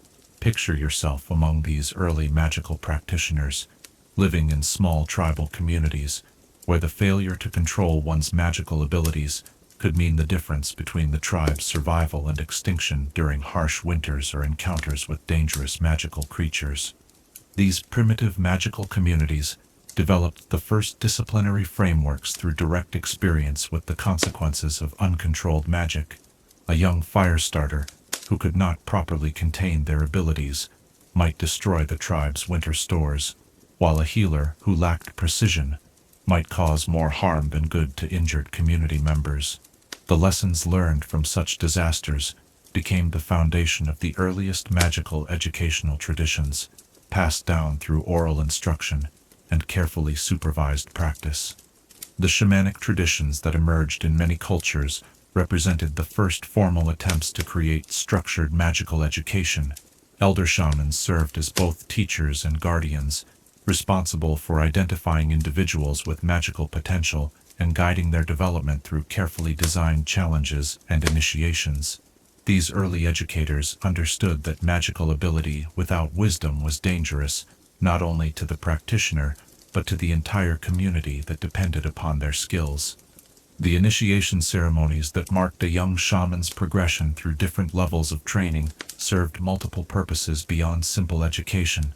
These rituals tested not only magical ability, but also emotional stability, ethical reasoning, and commitment to community service. The most challenging initiations required candidates to demonstrate their willingness to sacrifice personal desires for the greater good, establishing principles of selfless service that would influence magical education for millennia to come.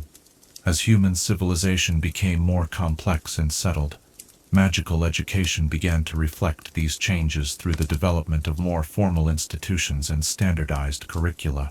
The ancient mystery schools of Egypt, Greece, and other early civilizations created the first systematic approaches to magical instruction, developing techniques for evaluating student progress, organizing knowledge into coherent subjects, and ensuring that graduates possessed both the skills and ethical foundation necessary for responsible practice.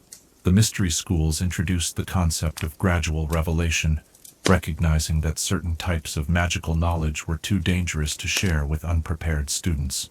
This principle led to the development of degree systems where students advanced through increasingly challenging levels of instruction, gaining access to more powerful and potentially hazardous knowledge only after demonstrating mastery of foundational concepts and unwavering commitment to ethical practice. The library systems maintained by these ancient institutions represented revolutionary advances in the preservation and organization of magical knowledge, rather than relying solely on oral transmission, which could be lost if key teachers died unexpectedly. Written records allowed for more precise preservation of complex magical procedures and theoretical principles. However, the creation of written magical texts also introduced new challenges, as such materials could potentially fall into the wrong hands if proper security measures were not maintained. The development of magical writing systems that could encode information in ways accessible only to properly trained readers represented one of the most significant innovations in magical education history. These systems used combinations of symbolic notation, hidden meanings, and magical activation requirements that made unauthorized access extremely difficult while ensuring that legitimate students could extract the full meaning of educational texts. The medieval period brought both challenges and opportunities for magical education, as religious institutions began to play larger roles in European society. Some magical schools found ways to continue operating within religious frameworks, adapting their curricula to emphasize the spiritual aspects of magical practice, while maintaining the essential elements of practical training. Others were forced underground, operating in secret while preserving traditions that might otherwise have been lost to religious persecution. The underground magical schools that emerged during this period developed sophisticated techniques for concealing their activities while maintaining educational quality. Students learned to recognize each other through subtle signs and codes, while teachers developed methods for delivering instruction that appeared innocent to casual observers, but contained the full depth of magical education for those who knew how to interpret the hidden meanings. The guild systems that governed many trades during the medieval period influenced magical education through the establishment of formal apprenticeship programs that connected master practitioners with developing students. These relationships provided intensive one-on-one instruction that complemented the broader theoretical education available in schools, ensuring that students gained practical experience alongside academic knowledge. The apprenticeship tradition emphasized learning through observation and gradual participation in increasingly complex magical work. Beginning apprentices might spend months simply watching their masters work before being allowed to assist with simple tasks, gradually building both skill and confidence through carefully supervised practice. This approach recognized that magical discipline could not be taught through lectures alone, but required integration of knowledge, skill, and judgment through repeated practice under expert guidance. The Renaissance brought renewed interest in classical learning and scientific methodology that profoundly influenced magical education. Magical schools began incorporating more systematic approaches to experimental magic, teaching students to document their work carefully, replicate successful results, and analyze failures to understand underlying principles. This empirical approach improved both the effectiveness of magical education and the safety of experimental practice. The establishment of the first international magical educational standards during the Renaissance reflected growing recognition that magical practitioners from different regions needed common foundations of knowledge and ethical training to work together effectively. These standards facilitated student exchanges between institutions, created opportunities for collaborative research, and established baseline competencies magical employers could rely upon when hiring graduates from unfamiliar schools. The development of specialized magical subjects during the early modern period reflected both the growing complexity of magical knowledge and the need for practitioners who could master particular fields in depth. Schools began offering concentrated study in subjects like magical healing, defensive magic or magical creature care, while maintaining core curricula that ensured all graduates possessed fundamental magical literacy, regardless of their area of specialization. The creation of magical testing and evaluation systems represented a major advancement in ensuring consistent educational quality across different institutions. Standardized examinations allowed schools to measure their graduates' competencies against objective criteria, while providing employers and advanced schools with reliable measures of applicant qualifications. These systems also created incentives for educational innovation, as schools competed to achieve superior results on standardized measures. The Industrial Revolution brought new challenges and opportunities for magical education as societies became more complex and interconnected. Magical schools adapted by developing more sophisticated administrative systems, expanding their physical facilities to accommodate larger student populations, and creating new specializations that reflected the changing needs of magical communities in rapidly modernizing societies. The introduction of magical transportation systems revolutionized access to magical education by making it possible for students to attend distant schools without the expense and difficulty of extended travel by conventional means. This increased mobility allowed the best magical institutions to recruit students from much wider geographical areas, while enabling students to choose schools based on educational quality rather than proximity to their homes. The development of magical communication networks enhanced educational quality by facilitating collaboration between institutions and enabling distance learning programs that brought advanced magical education to students in remote areas. These technologies also improved the supervision and support available to students completing practical training placements in locations far from their home institutions. The two world wars of the 20th century tested magical educational systems in unprecedented ways, as schools struggled to maintain operations, while many faculty members and older students were called away for military service. These challenges led to innovations in curriculum design, teaching methods, and institutional organization that improved efficiency and effectiveness even after normal conditions were restored. The post-war period brought increased government involvement in magical education as ministries of magic recognized the importance of ensuring adequate supplies of trained magical practitioners for both civilian and defense purposes. This governmental support enabled expansion of educational opportunities while introducing new requirements for accountability and standardization that influenced how magical schools operated. The civil rights movements that characterized the later 20th century had profound impacts on magical education, as traditionally excluded groups gained access to institutions and programs that had previously been restricted. These changes brought new perspectives and approaches to magical education, while challenging assumptions about who possessed magical potential and how it should be developed. The integration of non-traditional students into magical education required significant adaptations in teaching methods, support services, and institutional culture. Schools learn to accommodate diverse learning styles, cultural backgrounds, and life experiences while maintaining the rigorous standards necessary for safe and effective magical practice. The development of continuing education programs reflected growing recognition that magical practice was constantly evolving, and that even experienced practitioners needed opportunities to update their knowledge and skills throughout their careers.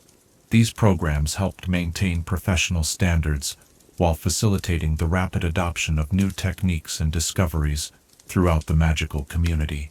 Modern magical education continues to evolve in response to changing technology, social expectations, and understanding of how people learn most effectively. Contemporary schools experiment with innovative teaching methods, integrate new technologies into their curricula, and develop more personalized approaches to education that recognize individual differences in learning styles and career goals. The globalization of magical communities has created both opportunities and challenges for educational institutions as they work to prepare graduates for careers in increasingly international magical organizations.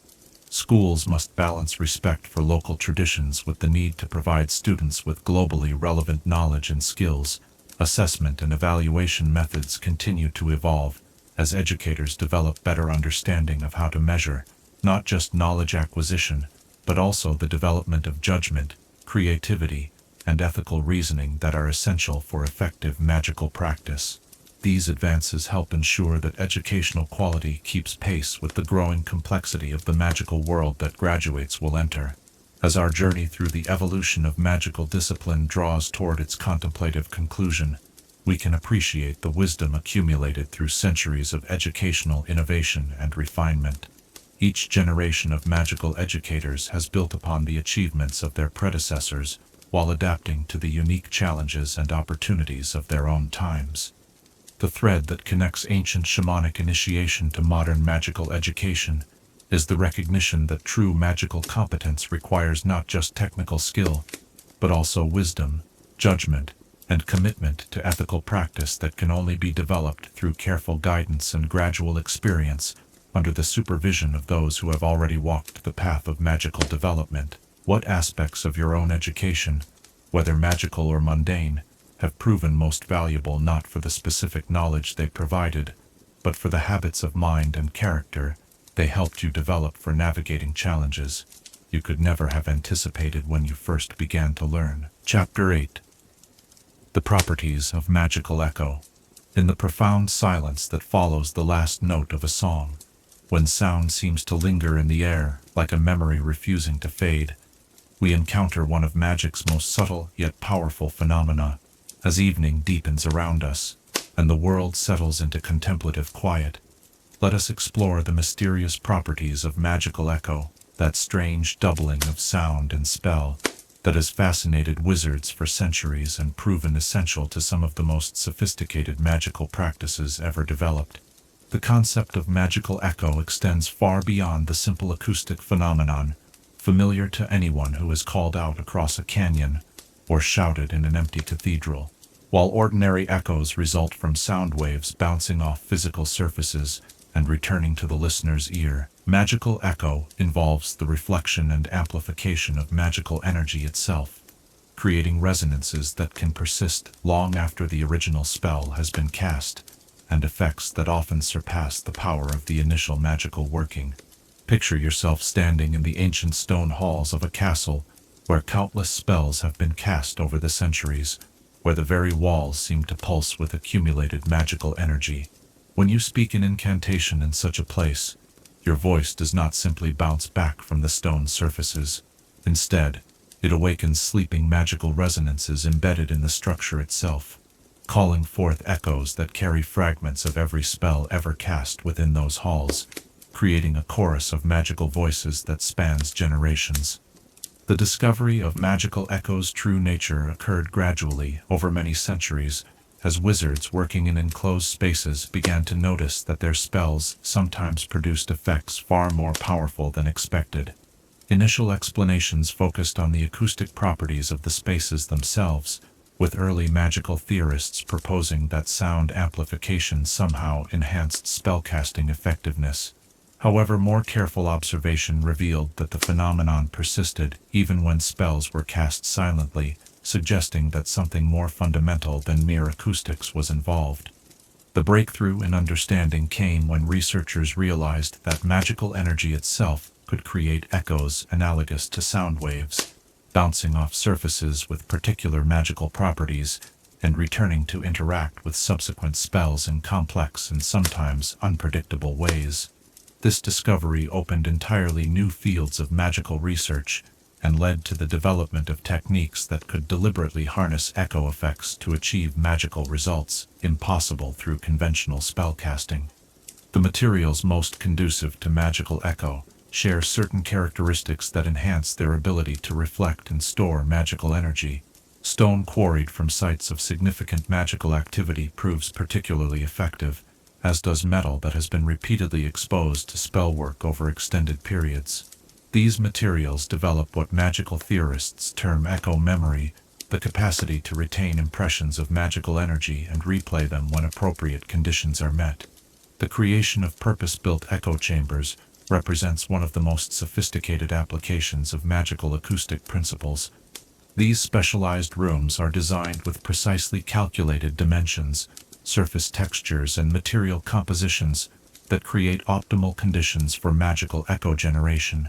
The walls might be covered with specially prepared crystals that can capture and store magical energy, while the floor patterns often incorporate geometric designs that focus and direct echo effects according to the practitioner's intentions. Working within a properly constructed echo chamber allows a single wizard to achieve effects that would normally require multiple practitioners working in concert. A healing spell cast in such an environment might echo back and forth dozens of times, each reflection adding additional therapeutic energy until the cumulative effect far exceeds what the original spell could have accomplished alone. Similarly, protective charms placed in echo chambers can create defensive barriers that regenerate themselves by drawing upon stored echo energy. The timing aspects of magical echo create both opportunities and challenges for practitioners seeking to harness these effects. Unlike acoustic echoes, which return at predictable intervals based on the distance to reflecting surfaces, magical echoes follow more complex patterns influenced by the type of magic used, the ambient magical conditions, and the specific properties of the reflecting materials. Skilled practitioners learn to work with these timing variations, casting subsequent spells at precisely the right moments to create constructive interference that amplifies the desired effects. The phenomenon of echo decay presents particular challenges for sustained magical work. Just as sound echoes gradually fade away, magical echoes lose strength over time unless actively reinforced by additional spell work. However, the rate of decay varies dramatically depending on environmental factors, with some echo effects persisting for hours or even days in optimal conditions, while others fade within minutes if not properly maintained. Advanced practitioners develop sophisticated techniques for echo manipulation that allow them to control not just the strength of echo effects, but also their timing, direction, and duration. These techniques often involve the use of focusing crystals, specially prepared magical implements, and complex wand movements that create standing wave patterns in the magical energy field surrounding the practitioner. The study of natural magical echo phenomena has revealed that certain geographical formations create echo effects without any artificial enhancement. Deep caves with particular mineral compositions, ancient forests where magical activity has been concentrated for centuries, and sacred sites where powerful rituals have been repeatedly performed, all demonstrate natural echo properties that skilled practitioners can learn to recognize and utilize. The seasonal variations in natural magical echo strength follow patterns that correspond to broader cycles of magical energy throughout the year. Spring and autumn, when magical energy is naturally in flux due to changing seasonal conditions, often produce the strongest echo effects, while midsummer and midwinter typically show more stable but sometimes weaker echo phenomena. Weather conditions significantly influence magical echo behavior, with storms and other atmospheric disturbances either enhancing or disrupting echo effects depending on their intensity and the type of magic being practiced. Lightning storms can create powerful temporary echo effects that amplify electrical magic, but interfere with more subtle forms of spellcasting, while heavy fog often dampens echo effects, but provides ideal conditions for concealment and illusion magic. The psychological aspects of working with magical echo require careful consideration, as the experience of hearing one's spells returned with altered characteristics can be disorienting for inexperienced practitioners. Some wizards report feeling as though they are engaging in conversation with invisible partners when working in strong echo environments, while others describe the sensation as magical energy taking on a life of its own. Training programs for echo magic typically begin with simple exercises in acoustic environments, where students can clearly distinguish between ordinary sound echoes and magical effects. Students learn to cast basic spells while listening carefully to how their magical energy interacts with the environment, gradually developing sensitivity to the subtle differences between various types of echo phenomena. The safety protocols for echo magic emphasize the importance of understanding how echo effects can amplify not just beneficial magic, but also mistakes and accidents. A poorly controlled spell that creates harmful echo effects can continue causing problems long after the original caster has left the area, potentially endangering anyone who subsequently enters the space. For this reason, echo chambers often include magical safety systems that can detect and neutralize dangerous echo accumulations. The applications of magical echo in healing magic have proven particularly valuable, as the amplification effects allow healers to achieve more thorough and lasting results, with less drain on their personal magical reserves. Echo-enhanced healing spells can address not just immediate symptoms, but also underlying magical imbalances that contribute to recurring health problems. Defensive magic benefits enormously from echo effects, as protective barriers established in echo-capable environments can maintain themselves far longer than conventional shields.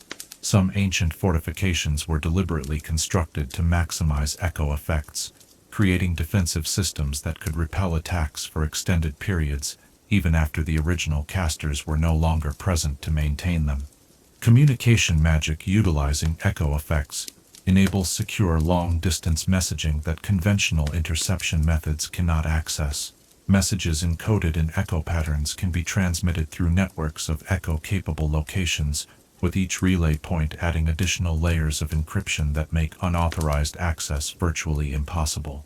The artistic applications of magical echo have inspired entirely new forms of magical performance and entertainment. Musical compositions that incorporate both acoustic and magical echo effects create immersive experiences that engage audiences on multiple sensory levels, while magical storytelling enhanced with echo effects can make narratives seem to come alive around listeners.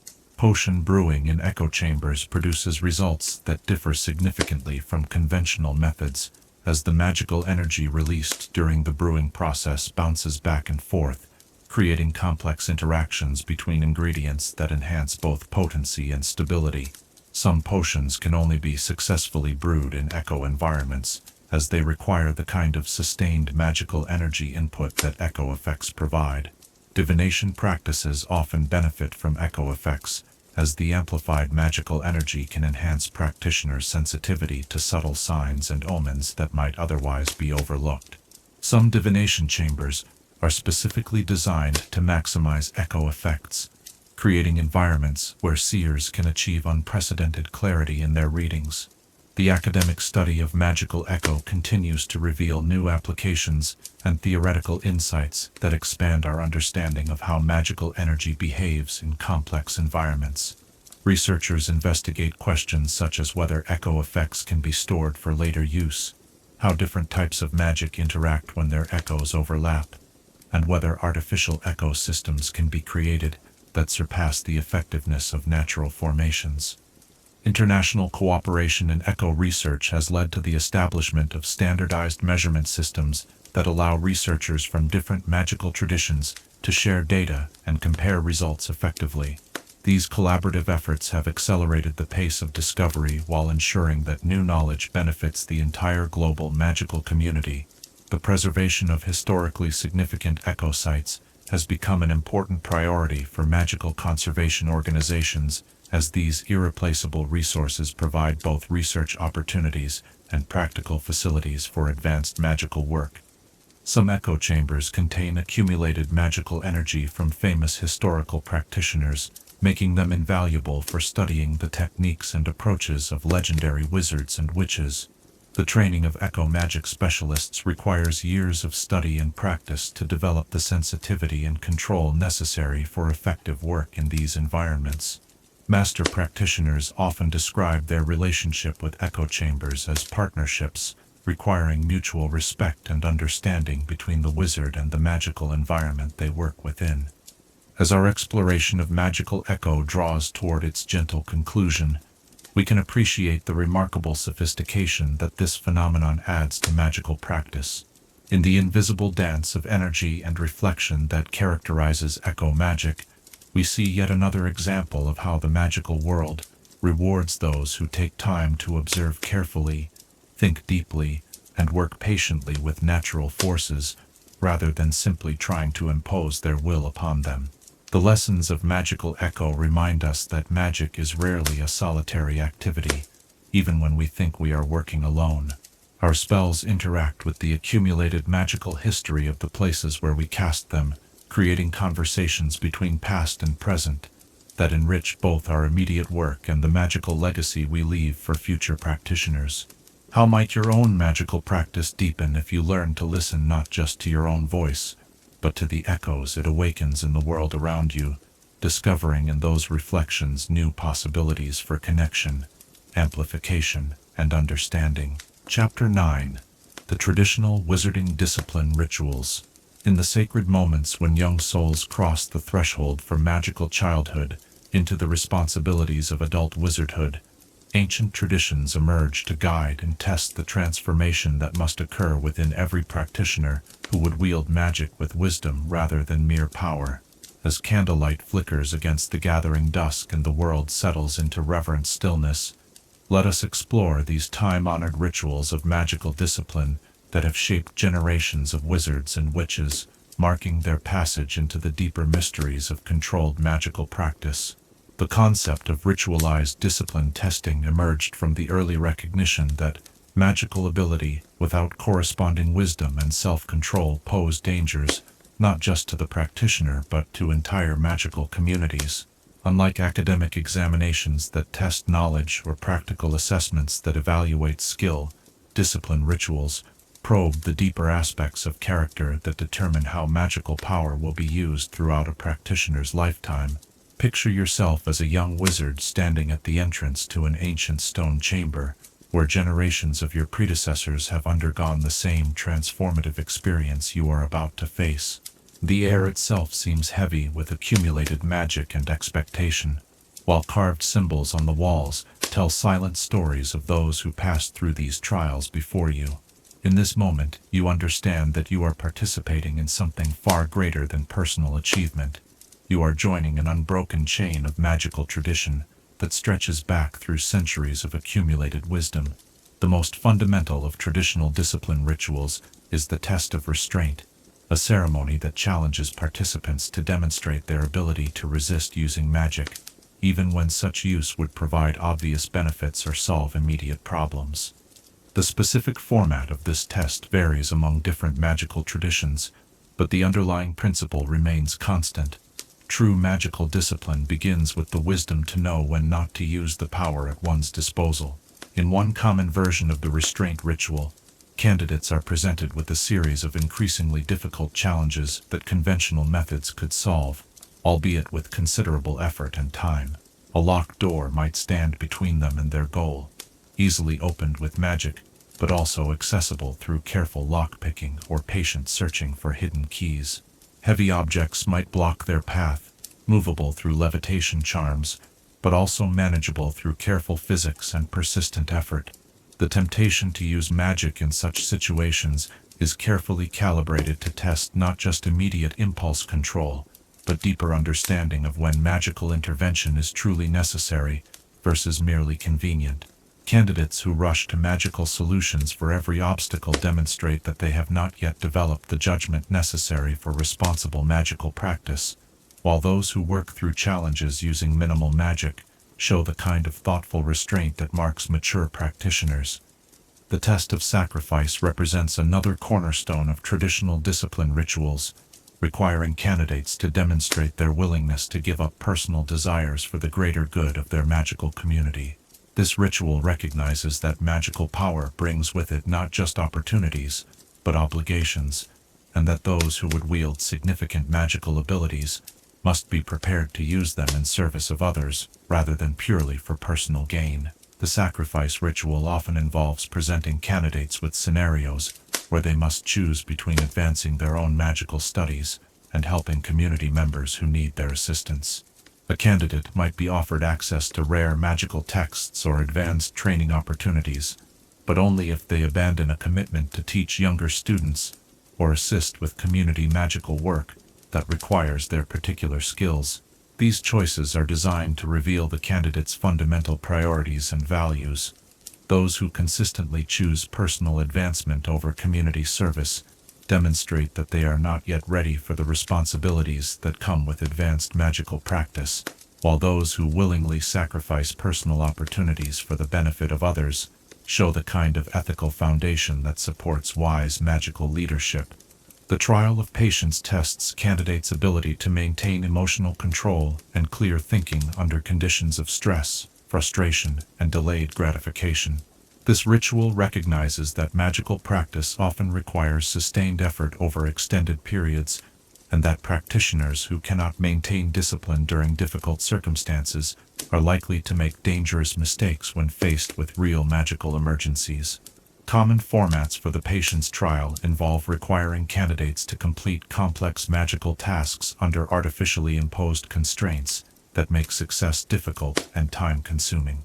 They might be asked to brew potions using inferior equipment, to cast spells in environments where magical energy is deliberately dampened, or to solve magical puzzles while subjected to distracting noises, uncomfortable temperatures, or other mild but persistent annoyances. The key to success in these trials lies not in magical ability, but in the candidate's capacity to maintain focus and determination, despite unfavorable conditions. Those who become frustrated and attempt to circumvent the imposed limitations demonstrate that they lack the patience necessary for advanced magical work, while those who persist methodically through challenges show the kind of steady determination that enables complex magical achievements. The ritual of truth challenges candidates to demonstrate honest self-assessment and the courage to acknowledge their own limitations and mistakes. This ceremony recognizes that magical practice involves constant learning and growth, and that practitioners who cannot honestly evaluate their own abilities are likely to attempt magic beyond their competence, creating dangerous situations for themselves and others. Truth rituals often involve detailed discussions where candidates must describe their magical strengths and weaknesses with complete honesty, admitting areas where their knowledge or skill is insufficient while accurately assessing their genuine capabilities. They may be asked to recount specific instances where they made magical mistakes, analyzing what went wrong and what they learned from the experience.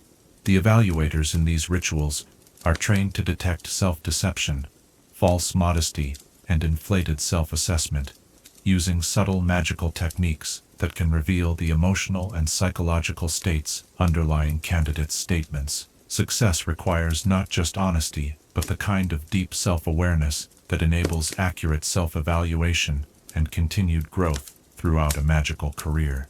The ceremony of commitment involves candidates making formal pledges about how they will use their magical abilities throughout their careers.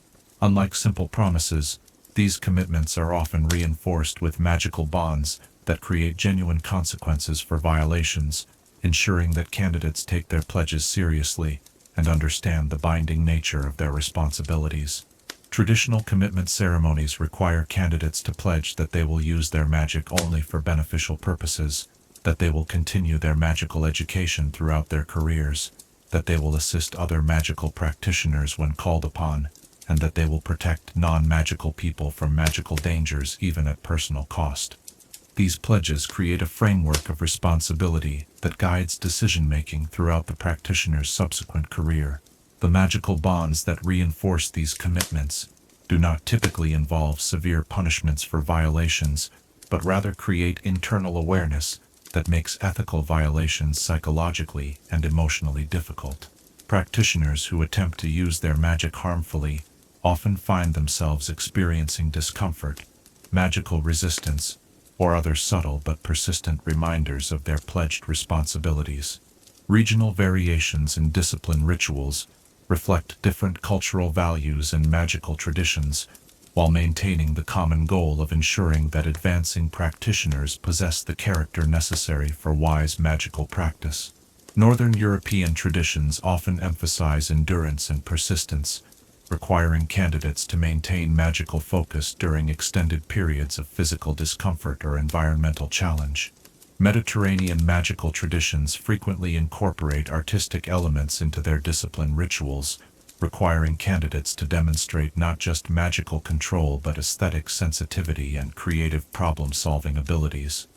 These rituals recognize that magic at its highest levels involves not just technical skill, but the kind of creative vision that enables truly beautiful and meaningful magical work. Eastern magical traditions often emphasize harmony and balance in their discipline rituals, testing candidates' ability to work cooperatively with others and to integrate different magical approaches in coherent and effective ways. These ceremonies frequently involve group challenges, where success requires collective effort and mutual support rather than individual achievement.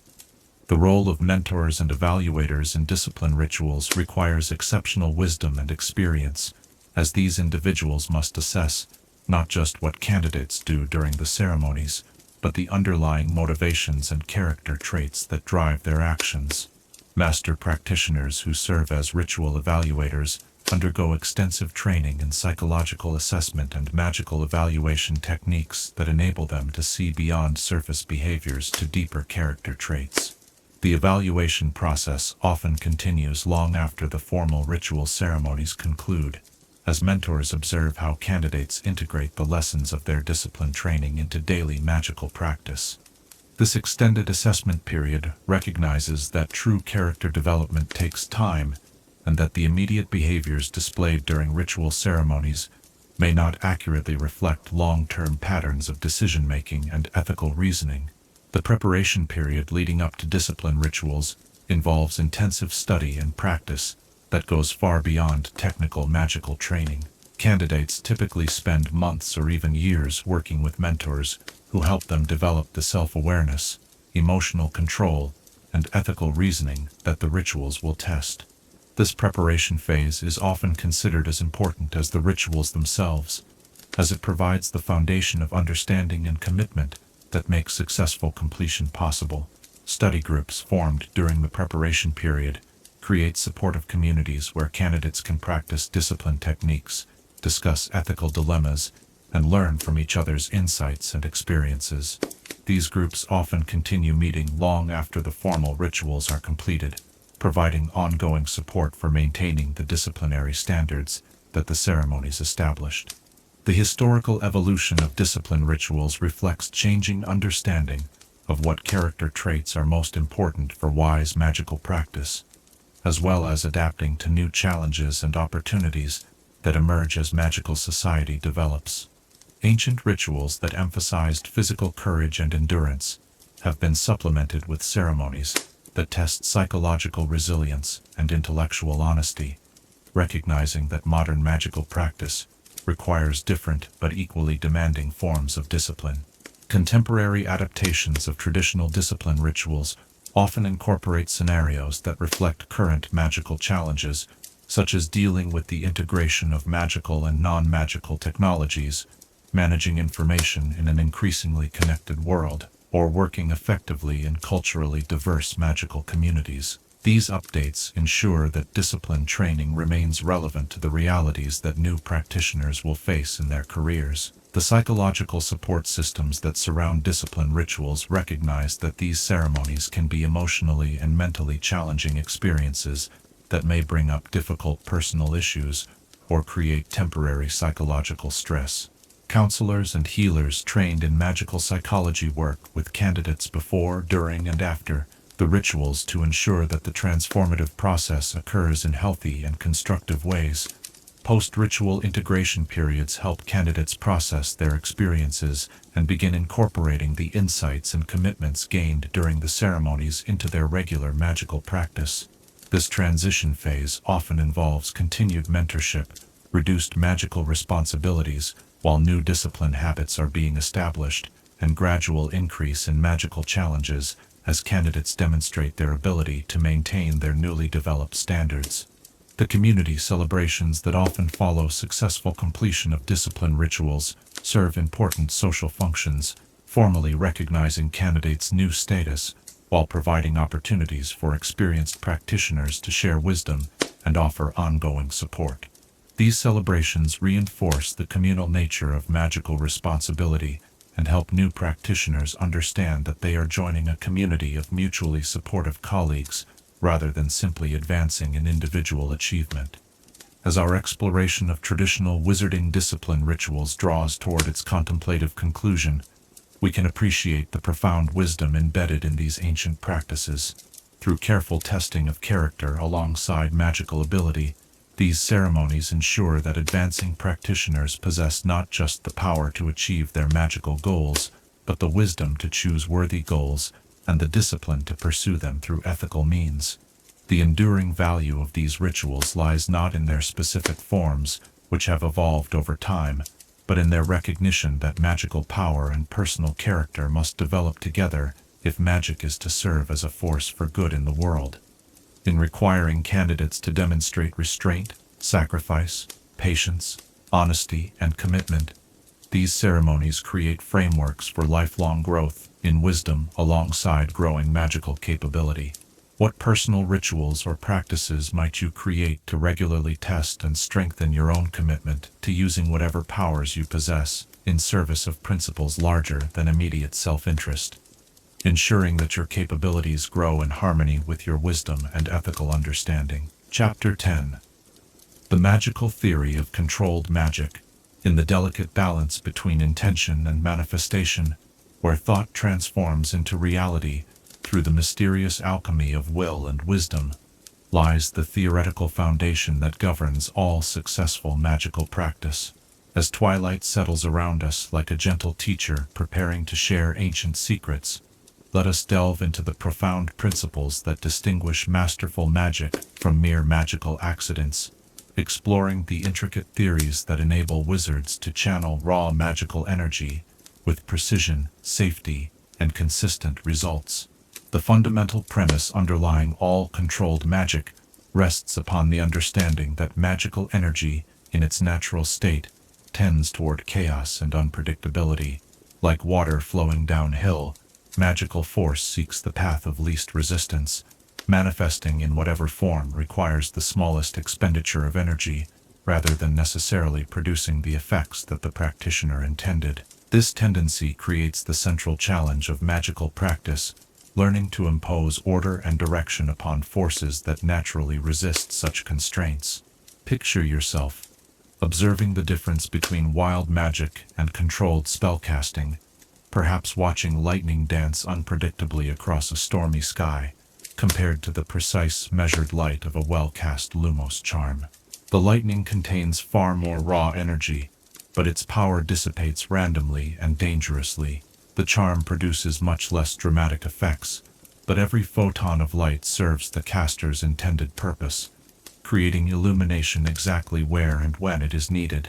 The theoretical framework that explains this difference begins with the concept of magical resonance, the principle that magical energy responds to the mental and emotional patterns of conscious beings in predictable ways.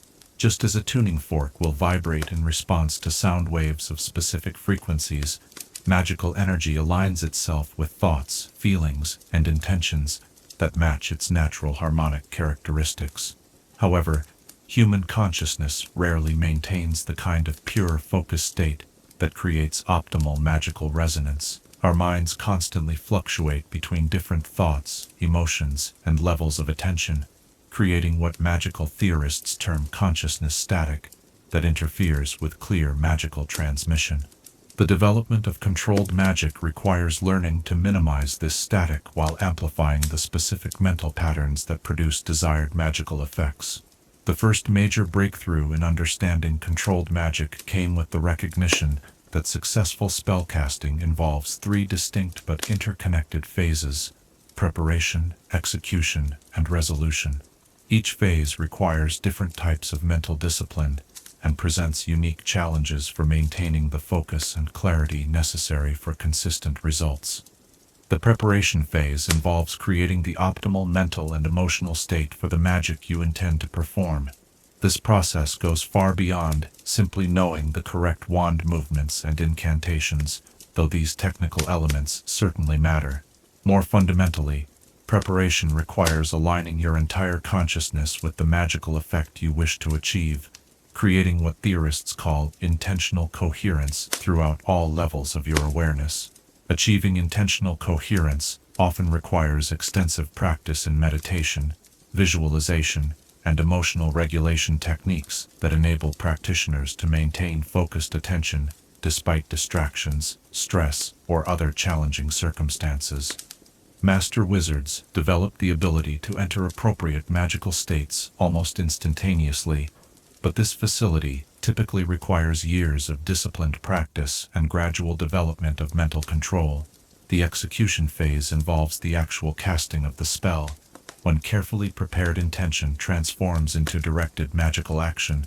This moment represents the most delicate aspect of controlled magic, as any wavering in focus, emotional turbulence, or technical error can disrupt the entire magical process. The execution phase requires perfect integration of mental intention, emotional energy, and physical technique in a coordinated expression of magical will. The theoretical models that describe execution phase dynamics draw upon principles borrowed from physics, psychology, and metaphysics to explain how consciousness interacts with magical energy during active spellcasting.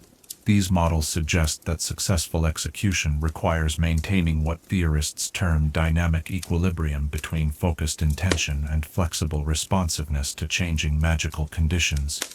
The resolution phase encompasses the period when magical energy completes its transformation from intention into manifested effect.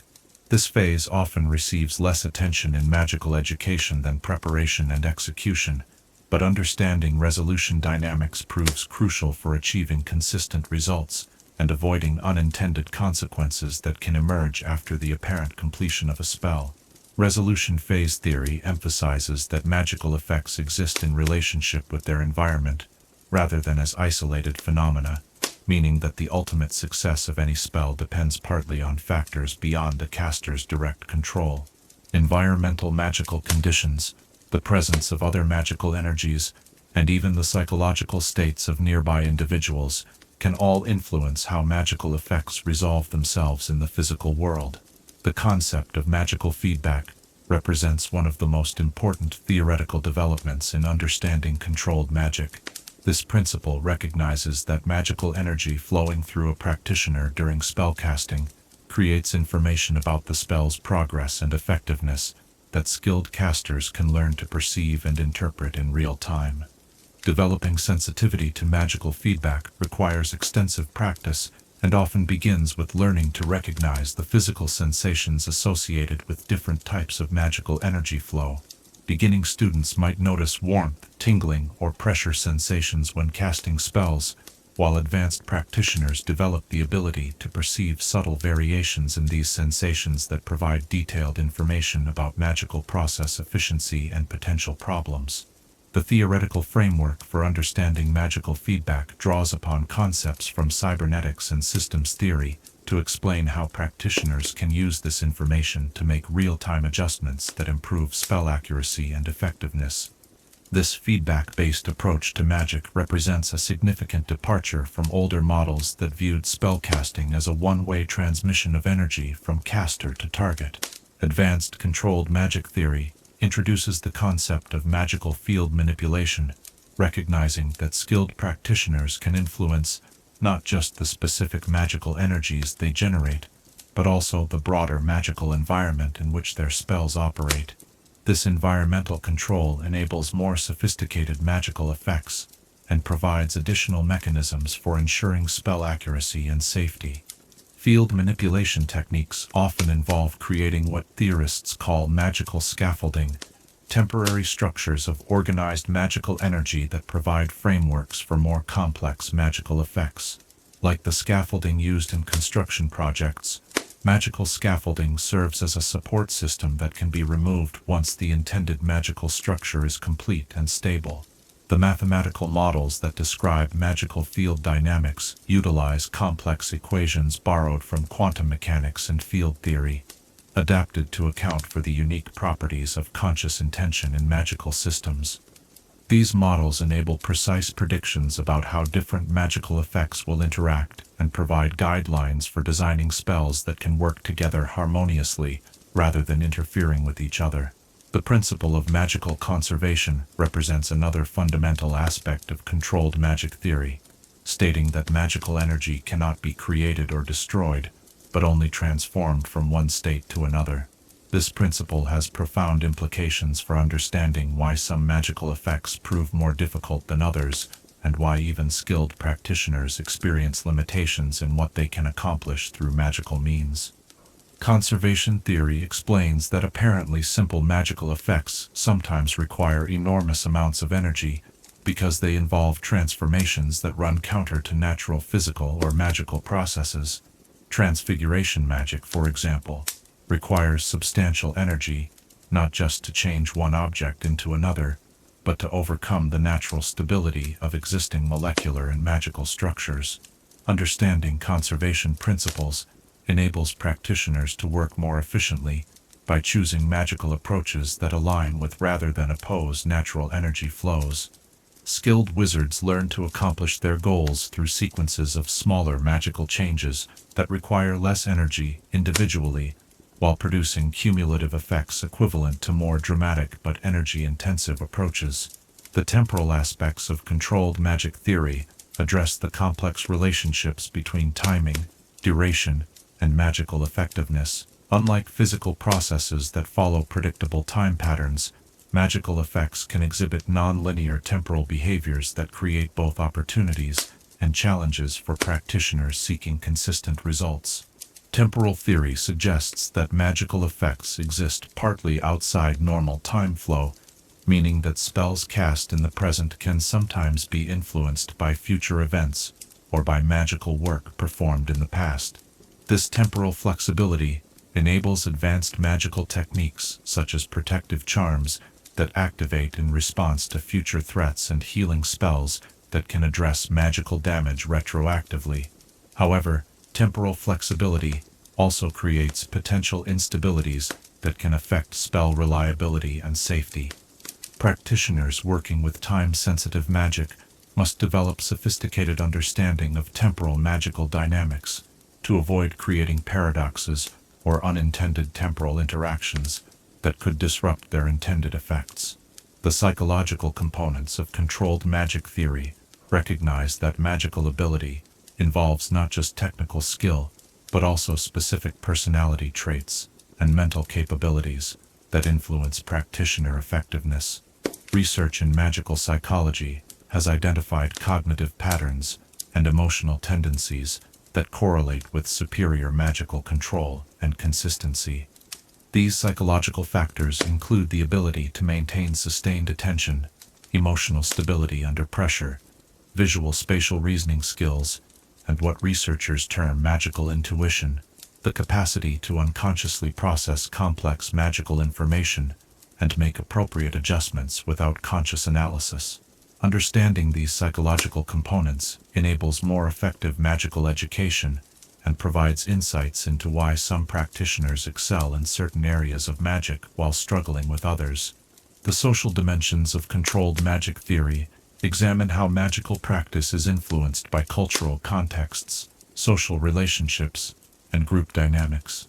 This research has revealed that magical effectiveness often depends not just on individual practitioner skill, but also on the social and cultural frameworks within which magic is practiced. Group magical work, for instance, can produce effects that exceed the simple sum of individual contributions, but only when participants achieve the kind of coordination and mutual trust that enables genuine collective magical action. Understanding the social dynamics that enable effective group magic has led to improved techniques for magical collaboration and better methods for resolving conflicts that can disrupt collaborative magical work. The ethical dimensions of controlled magic theory address the moral responsibilities that accompany the ability to influence reality through magical means.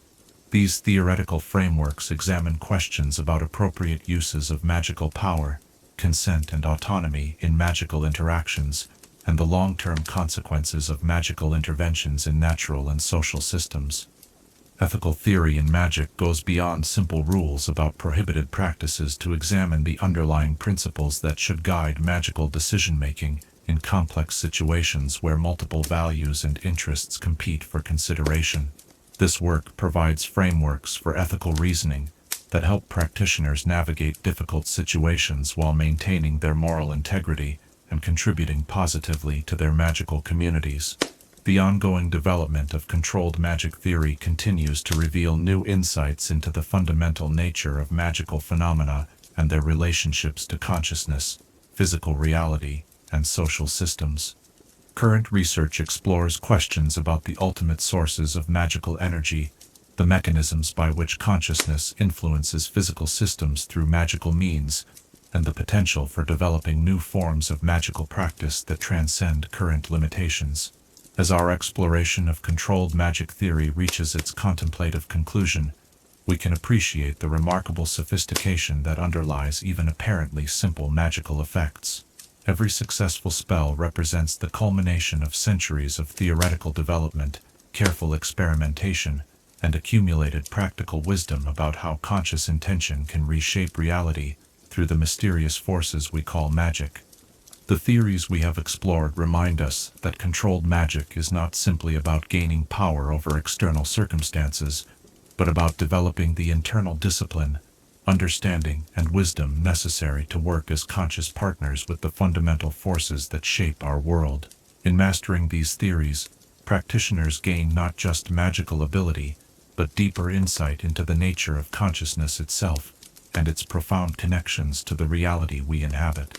What aspects of your own attempts to influence the world around you, whether through magic or mundane means, might benefit from the kind of careful preparation, mindful execution, and thoughtful resolution that characterizes truly masterful magical practice? Chapter 11. The Ancient Magic of Belarusian Wizards.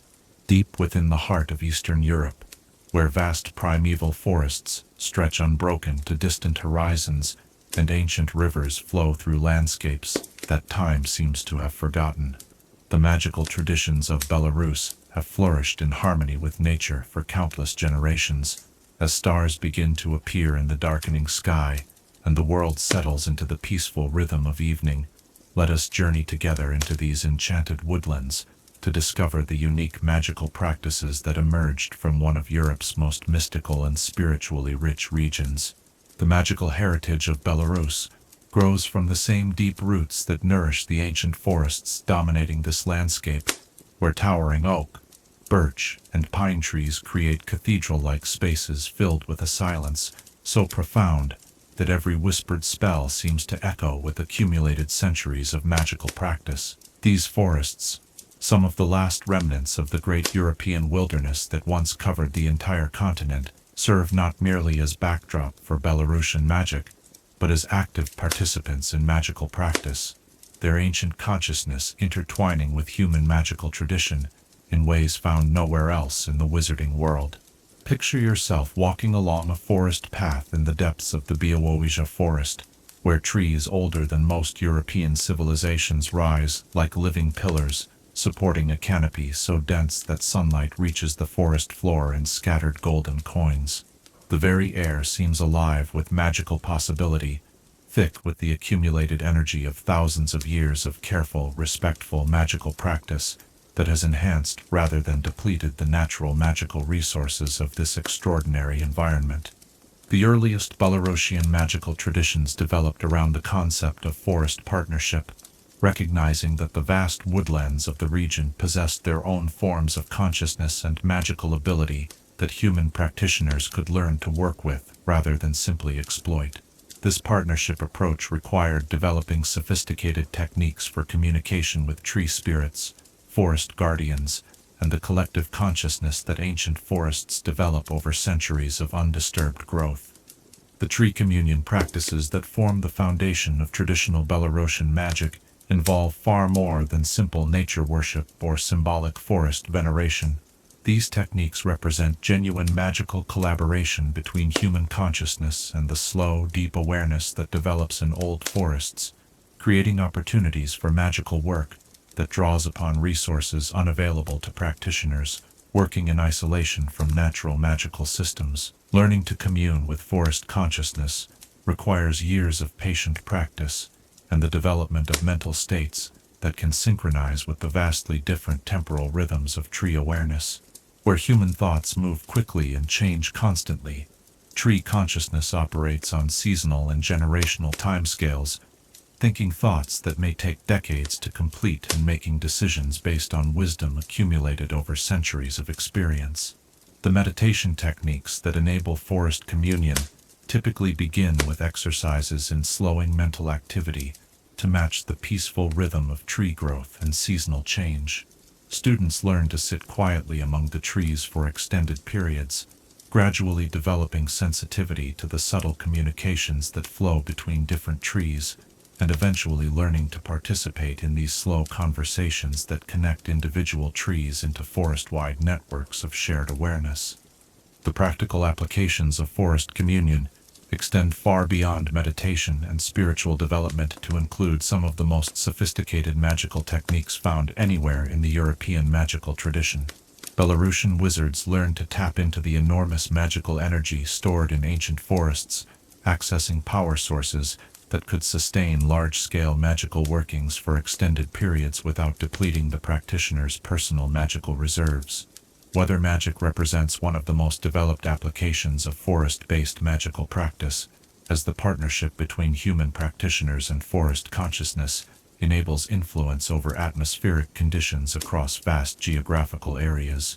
Unlike weather magic practiced in other traditions, which typically requires enormous personal energy expenditure and produces relatively temporary effects, Belarusian weather working draws upon the accumulated atmospheric knowledge of forests that have observed and influenced local weather patterns for millennia.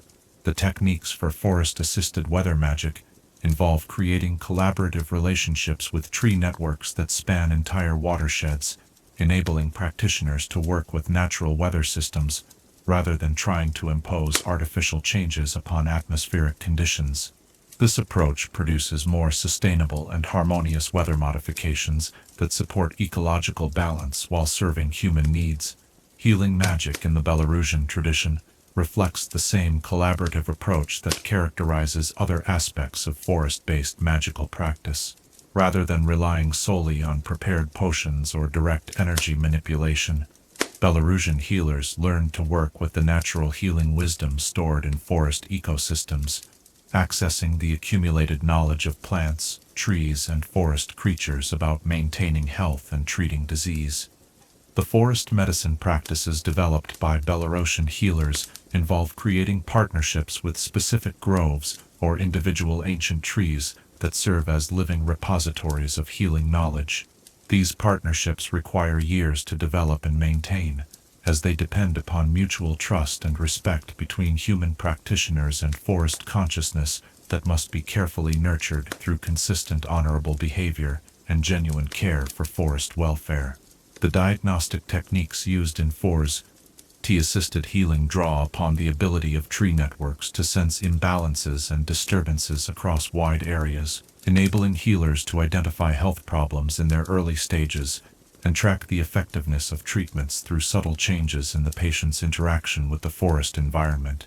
This ecological approach to health assessment often reveals underlying causes of illness that conventional magical diagnosis might miss. The protective magic traditions of Belarus developed sophisticated techniques for creating defensive systems that could protect human communities while maintaining harmony with the forest ecosystems that surrounded most settlements. Rather than creating magical barriers that excluded natural forces, Belarusian protective magic established collaborative relationships with forest guardians that could provide warning of approaching threats while maintaining the free flow of beneficial natural energies. These protective systems often involved the creation of sacred groves around settlements, where specially selected trees were cultivated and magically enhanced to serve as living watchtowers that could detect hostile magic, dangerous creatures, or other threats approaching from any direction. The trees in these protective groves developed enhanced awareness and magical abilities through their partnership with human communities, creating defensive networks that grew stronger and more effective over time. The communication magic developed in Belarus took advantage of the vast networks of root systems and fungal connections that link trees across entire forests, creating natural communication channels that could carry messages over enormous distances with remarkable speed and reliability. These forest-based communication systems proved particularly valuable during times of conflict, when conventional magical communication methods might be intercepted or disrupted by hostile forces. Learning to use forest communication networks required developing sensitivity to the chemical and electrical signals that trees use to share information, as well as techniques for encoding human language in forms that forest consciousness could understand and transmit accurately. Master practitioners could send complex messages across hundreds of miles through forest networks, with delivery times that often exceeded the speed of owl post, while providing much greater security against interception. The seasonal magic practices of Belarus reflect deep understanding of how the annual cycle of forest life creates varying opportunities for different types of magical work. Spring brought opportunities for growth magic and new beginnings, as the forest awakened from winter dormancy and magical energy flowed freely through awakening root and branch networks.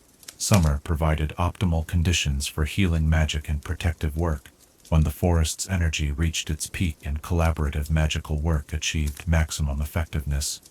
Autumn represented the harvest season not just for agricultural communities, but for magical practitioners who gathered the accumulated magical energy that the forest had collected and concentrated throughout the growing season. The autumn magical harvest involved complex rituals that allowed human practitioners to access stored forest energy, while leaving sufficient reserves for the forest's own needs during the dormant winter period. Winter brought its own magical opportunities, as the forest's dormant period created ideal conditions for deep meditation, study, and the kinds of contemplative magical work that required extended periods of quiet and stability. The long winter nights in northern Belarus provided optimal conditions for certain types of ritual magic that required darkness and the special atmospheric conditions that developed during extended cold periods. The seasonal festivals that marked these magical transitions became important community celebrations that reinforced the bonds between human settlements and their surrounding forests, while providing opportunities for collaborative magical work that benefited both human communities and forest ecosystems. These festivals often included ceremonies where entire communities would join together in magical workings that enhanced forest health while strengthening the protective relationships that secured human settlements.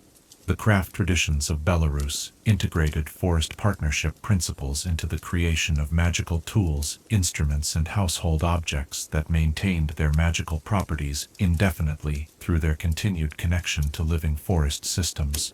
Rather than creating static magical objects that gradually lost their power over time, Belarusian craftspeople learned to create items that drew their magical energy from ongoing relationships with forest consciousness.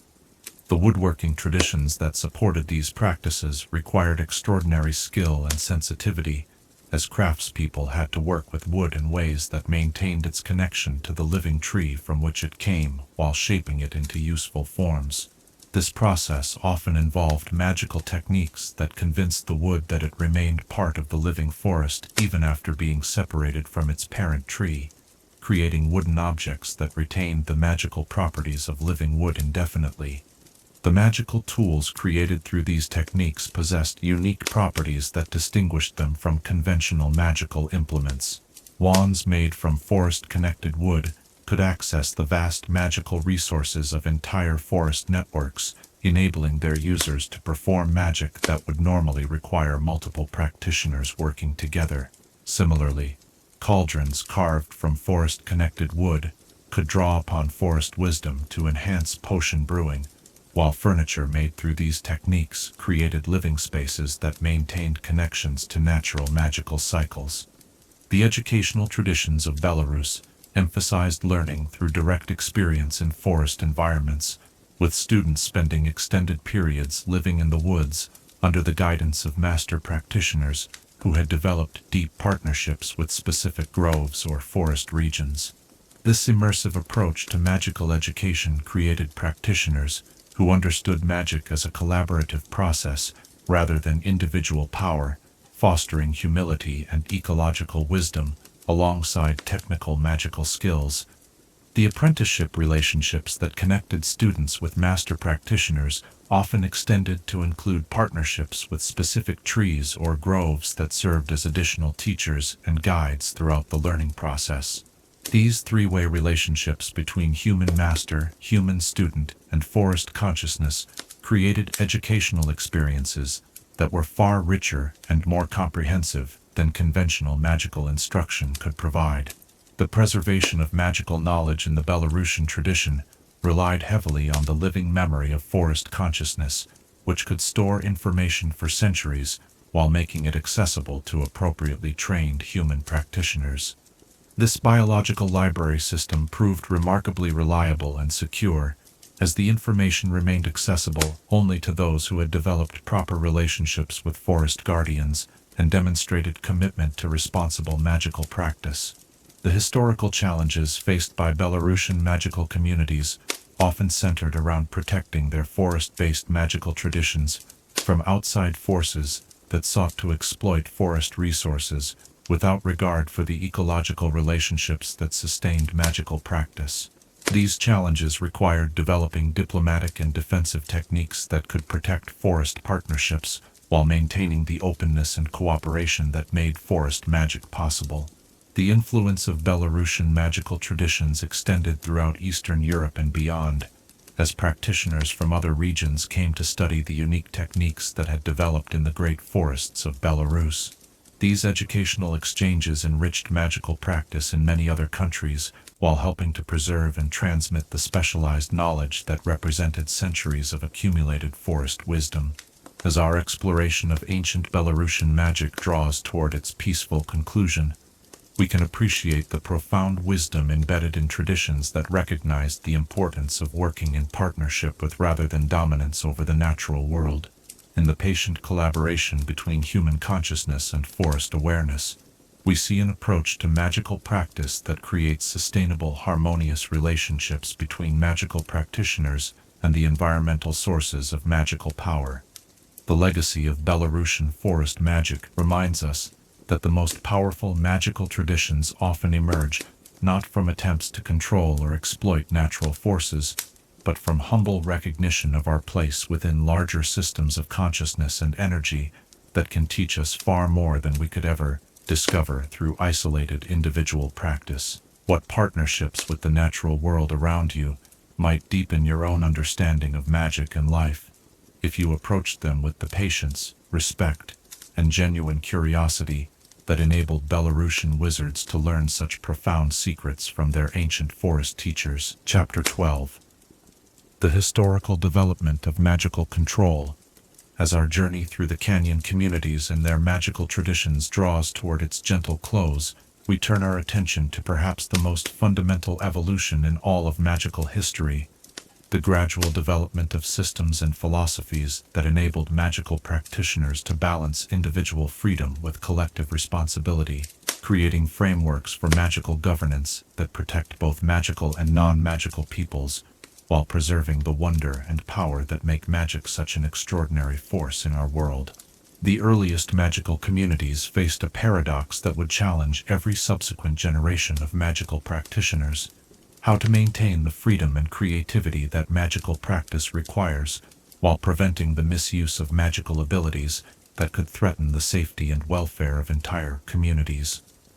In those ancient times when magical knowledge was scarce, and magical accidents often proved catastrophic, the first tentative steps toward magical control emerged not from governmental authority, but from the practical necessity of survival. Picture yourself in one of these early magical settlements, where every spell cast by an inexperienced practitioner carried the potential for disaster, where a single magical mistake might destroy stored food supplies, contaminate water sources, or attract dangerous magical creatures that could threaten the entire community. In such circumstances, the development of magical control systems represented not the restriction of freedom, but the creation of frameworks that made freedom possible by ensuring that individual magical practice contributed to rather than threatened collective welfare. The earliest forms of magical control relied heavily on elder councils and apprenticeship systems that concentrated magical authority in the hands of experienced practitioners who had demonstrated both competence and wisdom through years of careful observation and gradual advancement. These informal systems worked well in small communities where everyone knew each other personally and social pressure provided effective enforcement of community standards. The master-apprentice relationships that dominated early magical education served dual purposes as both instructional systems and control mechanisms. Masters took personal responsibility for their apprentices' magical development and behavior, creating accountability structures that ensured young practitioners received proper guidance while protecting communities from the dangerous mistakes that inexperienced wizards inevitably made during their learning process. As magical communities grew larger and more complex, the informal control systems that had worked in small settlements proved inadequate for managing the challenges created by increased population density, greater diversity of magical practices, and the inevitable conflicts that arose when different magical traditions encountered each other. These challenges led to the development of more formal governmental structures specifically designed to address magical issues. The first magical councils represented attempts to create democratic decision-making processes that could address magical governance issues while maintaining the consent and cooperation of the practitioners being governed. These early councils typically included representatives from different magical specialties, various age groups, and different philosophical approaches to magical practice, creating deliberative bodies that could consider multiple perspectives before making decisions that affected entire magical communities. The development of magical law represented one of the most significant challenges faced by early magical governments, as traditional legal concepts often proved inadequate for addressing the unique issues created by magical practice. How do you determine guilt when the accused might have been under the influence of magical compulsion? How do you assess damages when magical accidents might have consequences that unfold over years or decades? How do you create punishments that address magical crimes without creating new dangers for the community? The solutions that emerged from these challenges reflected deep thinking about the nature of responsibility, intention, and consequence in a world where thought could directly influence reality. Magical legal systems developed sophisticated approaches to evaluating mental states, assessing magical competence, and determining appropriate responses to magical misconduct that balanced justice for victims with rehabilitation for offenders. The creation of magical enforcement systems posed equally complex challenges, as traditional law enforcement methods often proved ineffective against magical criminals who could use magic to avoid detection, escape confinement, or retaliate against those who tried to stop them. Magical law enforcement required the development of specialized techniques, equipment, and training that enabled law enforcement officers to work effectively in environments where the basic assumptions of conventional police work might not apply. The Aurora programs that eventually emerged in many magical communities represented the culmination of centuries of experimentation with magical law enforcement techniques. These elite units combined exceptional magical ability with specialized training in criminal investigation, defensive magic, and the complex legal frameworks that governed magical society.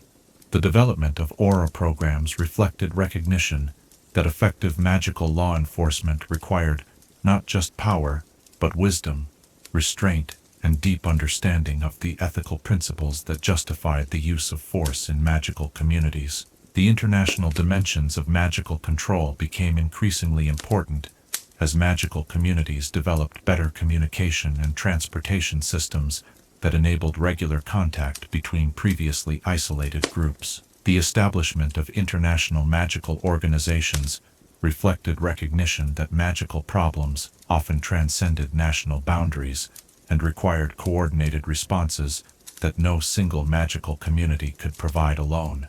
The International Confederation of Wizards represented the most ambitious attempt to create global magical governance structures that could address issues affecting the entire worldwide magical community. The development of this organization required overcoming enormous cultural, linguistic, and philosophical differences between magical traditions that had evolved in isolation for centuries, creating frameworks for cooperation that respected diversity while enabling effective collective action. The regulation of magical research represented another crucial aspect of magical control development, as advances in magical knowledge created both opportunities and dangers that required careful management. The establishment of ethical review processes for magical research reflected recognition that some forms of magical experimentation posed risks not just to researchers, but to entire communities, or even the global magical ecosystem. The licensing and certification systems that developed around various magical professions created mechanisms for ensuring that practitioners possessed adequate knowledge and skill before being authorized to work in areas where incompetence could create serious dangers.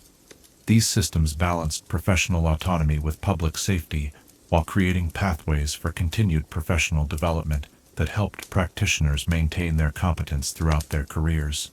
The management of magical accidents and emergencies required the development of specialized response systems that could address magical crises quickly and effectively, while minimizing the risk of secondary accidents or escalating magical disasters. These emergency response systems often required coordination between multiple magical specialties, and sometimes between magical and non-magical authorities, when magical emergencies threatened to affect non-magical populations. The secrecy protocols that govern magical communities' relationships with non-magical society represent perhaps the most complex and controversial aspect of magical control systems. The International Statute of Secrecy reflected recognition that premature revelation of magical society could create dangers for both magical and non-magical peoples, but maintaining secrecy required elaborate systems of monitoring, intervention, and sometimes memory modification that raised profound ethical questions about consent and autonomy. The enforcement of secrecy protocols required developing techniques for detecting and correcting accidental exposures of magic to non-magical observers, while minimizing the invasive interventions necessary to maintain the separation between magical and non-magical society. These systems had to balance the collective need for secrecy with respect for individual rights and dignity of both magical and non-magical people affected by secrecy enforcement. The educational standards that govern magical schools and training programs represent another crucial component of magical control systems, as these institutions shape the knowledge, skills, and ethical frameworks that guide magical practitioners throughout their careers. The development of standardized curricula, examination systems, and teacher certification programs reflected recognition that magical education quality directly affected the safety and welfare of entire magical communities. The oversight of magical commerce and industry required developing regulatory frameworks that could ensure the safety and quality of magical products and services while supporting the economic activity that sustained magical communities. These systems had to address unique challenges created by magical manufacturing processes, the long-term effects of magical products, and the potential for magical commerce to affect non-magical economies. The treatment of magical creatures within control systems reflected evolving understanding of the rights and interests of non-human magical beings, leading to the development of legal protections and advocacy systems that recognized the legitimate interests of creatures while addressing the conflicts that sometimes arose between human and non-human magical communities. The rehabilitation and reintegration of magical offenders required developing therapeutic approaches that could address the underlying causes of magical misconduct while protecting communities from continued dangerous behavior. These programs often involved combinations of magical and psychological intervention designed to help offenders develop better impulse control and ethical reasoning. The prevention of magical terrorism and organized magical crime required developing intelligence and counterintelligence capabilities that could detect and disrupt threats before they materialized into actual attacks. These efforts had to balance security needs with civil liberties while avoiding the kind of surveillance and control that could undermine the very freedoms that magical control systems were designed to protect. The technological changes that have affected non-magical society in recent centuries created new challenges for magical control systems as the boundaries between magical and non-magical capabilities became increasingly blurred. The integration of magical and non-magical technologies required developing new regulatory frameworks that could address hybrid systems while maintaining the distinctions necessary for effective governance. The democratic reforms that have influenced many magical governments reflected broader social movements toward greater political participation and accountability in governance systems. These changes required adapting traditional magical authority structures to accommodate more diverse voices and perspectives, while maintaining the specialized knowledge and experience necessary for effective magical governance. The future development of magical control systems continues to evolve in response to new challenges and opportunities created by advancing magical knowledge, changing social expectations, and the increasing interconnection of magical and non-magical societies. Contemporary magical governance faces questions about transparency, accountability, and participation that require balancing traditional magical values with evolving expectations about democratic governance and individual rights. As our exploration of canyon communities and their relationship to magical control reaches its peaceful conclusion, we can appreciate the remarkable achievement represented by the systems that enable magical practitioners to work together in harmony while pursuing their individual magical development. Through centuries of careful experimentation, thoughtful debate, and gradual refinement, magical communities have created frameworks for governance that protect both individual freedom and collective welfare. The lessons learned from this long historical development remind us that effective control systems emerge not from the desire to limit freedom, but from recognition that genuine freedom requires structures that prevent individual actions from undermining the conditions that make freedom possible for everyone. In the careful balance between autonomy and responsibility that characterizes mature magical control systems, we see wisdom that extends far beyond magical governance to illuminate fundamental principles of how free people can live together in communities that serve everyone's deepest interests.